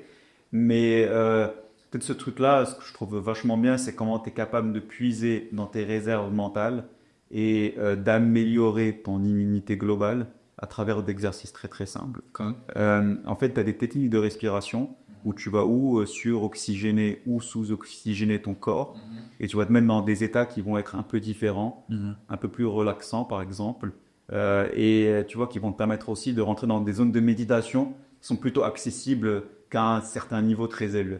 Et ça, tout le monde peut le faire, tu vois. Tu vas sur YouTube. C'est ça la méditation, c'est ça la respiration Wim Hof. Ça, c'est la respiration Wim Hof. Et tu peux le faire en solo après. Tu peux le faire en solo, il n'y a aucun risque. Ok, donc tu vois, ça, c'est vraiment l'un des trucs. Après, tu as l'exposition au froid. Ça, je trouve ça vraiment, vraiment passionnant. Tu vois, moi, toute ma vie, ma femme, quand elle me demande de ma veste et qu'il fait froid, je lui dis non. Ouais. Parce qu'en fait, je sais que je vais tomber malade et qu'elle aurait dû prendre sa veste. Et ça a changé récemment parce qu'en fait, je me suis dit, attends, tu vois, tu as une immunité qui est vraiment pas terrible. Tu tombes malade dès que tu perds 1 degré de température. Et pareil, je me suis renseigné un peu sur ces sujets. Et le rationnel est très simple. C'est que tu vois, Néandertal, il avait une petite tunique en peau de je sais pas quoi. Et c'est tout. Et c'est tout. Il était en plein froid. Il tombait pas plus malade que nous, à mon avis. Et tu vois que les sociétés modernes, elles sont passées à un modèle où bah, tu vois, à partir de 20 degrés, ça sort la Canada Blues, je me vois à Skaza. Et donc, en fait, c'est comment tu améliores ton immunité en te mettant dans des conditions d'exposition. Donc, tu vois, par exemple, moi, j'ai fait un trek où c'était dans les Alpes en Italie. Et on a commencé à 2500, on a fini à 3500 mètres d'altitude. En fait, on faisait des lacs qui étaient de plus en plus froids. Hey, donc tu marches, tu t'arrêtes et tu rentres dans des lacs. Exactement, exactement. Et ça commence à 10 degrés, ça finit à 0, tu vois. Donc à la fin, c'est freeze, quoi. Et donc déjà, tu sens que ce qui te fait vraiment mal au début, te fait plus du tout mal à la fin. Tu vois, l'impact derrière. Plus comme tu marches, tu as vraiment le fait d'être très chaud et de rentrer dans les gorges, tu as le... Exactement, ouais, exactement. Ouais, et ça aide en fait, ça aide. Parce que ton corps, il s'adapte assez bien au chaud-froid. C'est dans les pays nordiques, ils le font beaucoup. Il y a même des gens qui font sauna ouais, bon, vas-y, en froid et qui alternent. Exactement. Il y a des gens qui font quotidiennement. Et donc, en fait, si tu veux, le truc intéressant, c'est qu'à la fin, tu es dans le lac à 0 degré. Mais là où au début, le lac à 10 degrés te tuait, celui à 0 degré, tu le supportes. Mais c'est juste que tu vois, c'est un truc qui s'appelle le principe de l'Hormèse. C'est comment tu augmentes. En fait, tant que tu n'as pas atteint un certain seuil où tu casses, tu peux augmenter ta résistance en augmentant le niveau de stress de façon cohérente, à la fois et à la fin vraiment augmenter ta capacité de résistance. Et donc tu vois le test ultime de ce truc-là, de ce trek-là, c'était le dernier jour. On sort de l'eau à 0 degré et il commence à pleuvoir. Et je me rends compte que ce que je croyais être un imperméable que j'avais acheté juste avant le trek, parce que j'avais zéro matériel de trek, c'était pas un imperméable, c'était un coupe-vent. Et donc en fait, il commence à pleuvoir pour un truc à 0 degré. Et j'ai l'eau qui rentre, tu vois, et donc je suis mouillé. Ouais. Donc je me dis là, tu vois, si je chope pas la crève de ma life, c'est que le truc qui marche plus ou moins, quoi. Et voilà, pour regarder. Après, tu te sens bien. Tu te sens bien, il s'est rien passé. Et donc c'est là que tu te dis, en fait, tu as vraiment potentiel mentalement d'aller beaucoup plus loin que ce que tu peux faire. Et tu vois, puisqu'on est sur un podcast business, en réalité, c'est que les matérialisations business, elles sont infinies, tu vois. C'est ce qui te fait peur au départ sur un projet. Ouais, j'arrête là. Au début de parler à un client, ça te fait stresser, mais au final, plus du tout. Parler à un investisseur, pareil. Moi, c'est mon premier podcast, ça m'a fait stresser, mais je suis sûr que ça ira mieux sur un autre. Et donc voilà, tu vois, ça, c'est un truc que j'aime bien. Hyper intéressant. Il y a un livre que tu conseilles, peut-être tu disais que tu aimes beaucoup la psychologie, mais ou pas, ce qui te vient à l'esprit. Écoute, j'en ai vraiment plein, mais si tu veux, tu as un livre qui est assez connu d'Eckhart Tolle, qui s'appelle du monde. Ouais, et ça, c'est vraiment, je pense, B.A.B.A. sur des éléments de psychologie. En général, tu le lis quand tu passes par une période pas terrible.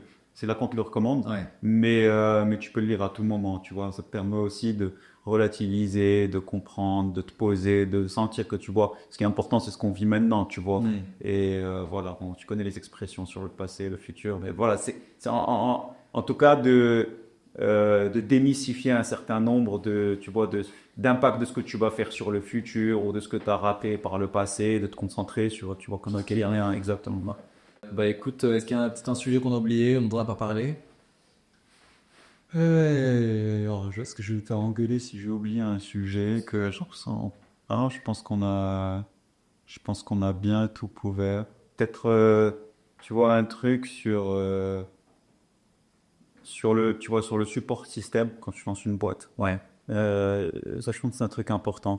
D'avoir des gens sur lesquels tu es capable de t'appuyer, tu vois, d'être dans des conditions favorables. Parce que ça, c'est quand tu lances la boîte, tu sais quand tu la lances, mais tu sais pas quand est-ce que ça décolle et si ça décolle. Et tu dois pas être dans une position de déséquilibre au départ, tu vois, au lancement. Et donc, tu vois, moi, j'ai eu cette chance d'avoir une femme qui travaille, qui avait des revenus au moment où j'en avais pas, tu vois, qui aide aussi beaucoup dans ce sens-là, d'avoir une famille, pas forcément d'entrepreneurs, mais qui était hyper intéressée par ce que je faisais. Commencer dans une organisation stable déjà. Ouais, exactement. Tu vois, à la fois en termes d'entourage familial et tu vois, de revenus, tout simplement. Voilà, mais à part ça, je pense pas qu'il y ait de règles absolues sur à quel moment lancer. Tu vois, ça, je pense que c'est une question que je t'ai déjà entendu poser à quelqu'un. Pas trop d'accord avec la réponse. En gros, alors, je suis contre le 100% entrepreneur. Tout le monde veut être entrepreneur, tout le monde veut lancer une boîte. Que tu vois, quand tu sors parfois d'école, tu n'as pas forcément la maturité de comment t'adresser à des B2B, comment tu craques les sujets, comment tu vas pouvoir parler à des investisseurs. Mais, tu vois, si tu es vraiment assis sur une techno vraiment breakthrough, je sens que tu peux vraiment être très, très différenciant dessus. Tu vois, les mecs qui sont à YC, ils ont 22, 23, parfois 20, 21, 22, 23, 24. Mais ils savent, tu vois, que ce qu'ils développent, il y a vraiment un gros breakthrough. Si tu n'as pas ça, c'est quand même pas mal de te faire une vraie expérience du monde corporate, de comprendre aussi comment tu veux créer cette boîte-là, à quoi elle doit ressembler. Moi, c'est parce que j'ai fait du conseil et que j'ai vu tout le meilleur et tout le pire dans mon cabinet et chez les clients. Et parce que j'ai aussi bossé dans une espèce de scale-up à forte croissance. Et que là, j'ai dû, tu vois, comment tu peux gérer une start-up, avec le mindset start-up, mais garder ce fonctionnement de bon père de famille, de bon mindset dans l'entreprise, que tu es capable de, tu vois, derrière d'avoir une vision que tu es capable d'exécuter. Ouais. Simo Zizi, merci beaucoup. Plaisir. Merci beaucoup et quand tu veux. Merci beaucoup. Merci. Merci beaucoup d'avoir écouté cet épisode jusqu'au bout. Si vous avez aimé cet épisode, partagez-le autour de vous, abonnez-vous à la chaîne. Et comme vous le savez, on est sur YouTube, mais aussi sur Spotify et Apple Podcasts. Donc partagez Next Wave autour de vous pour nous aider à faire connaître ces podcasts.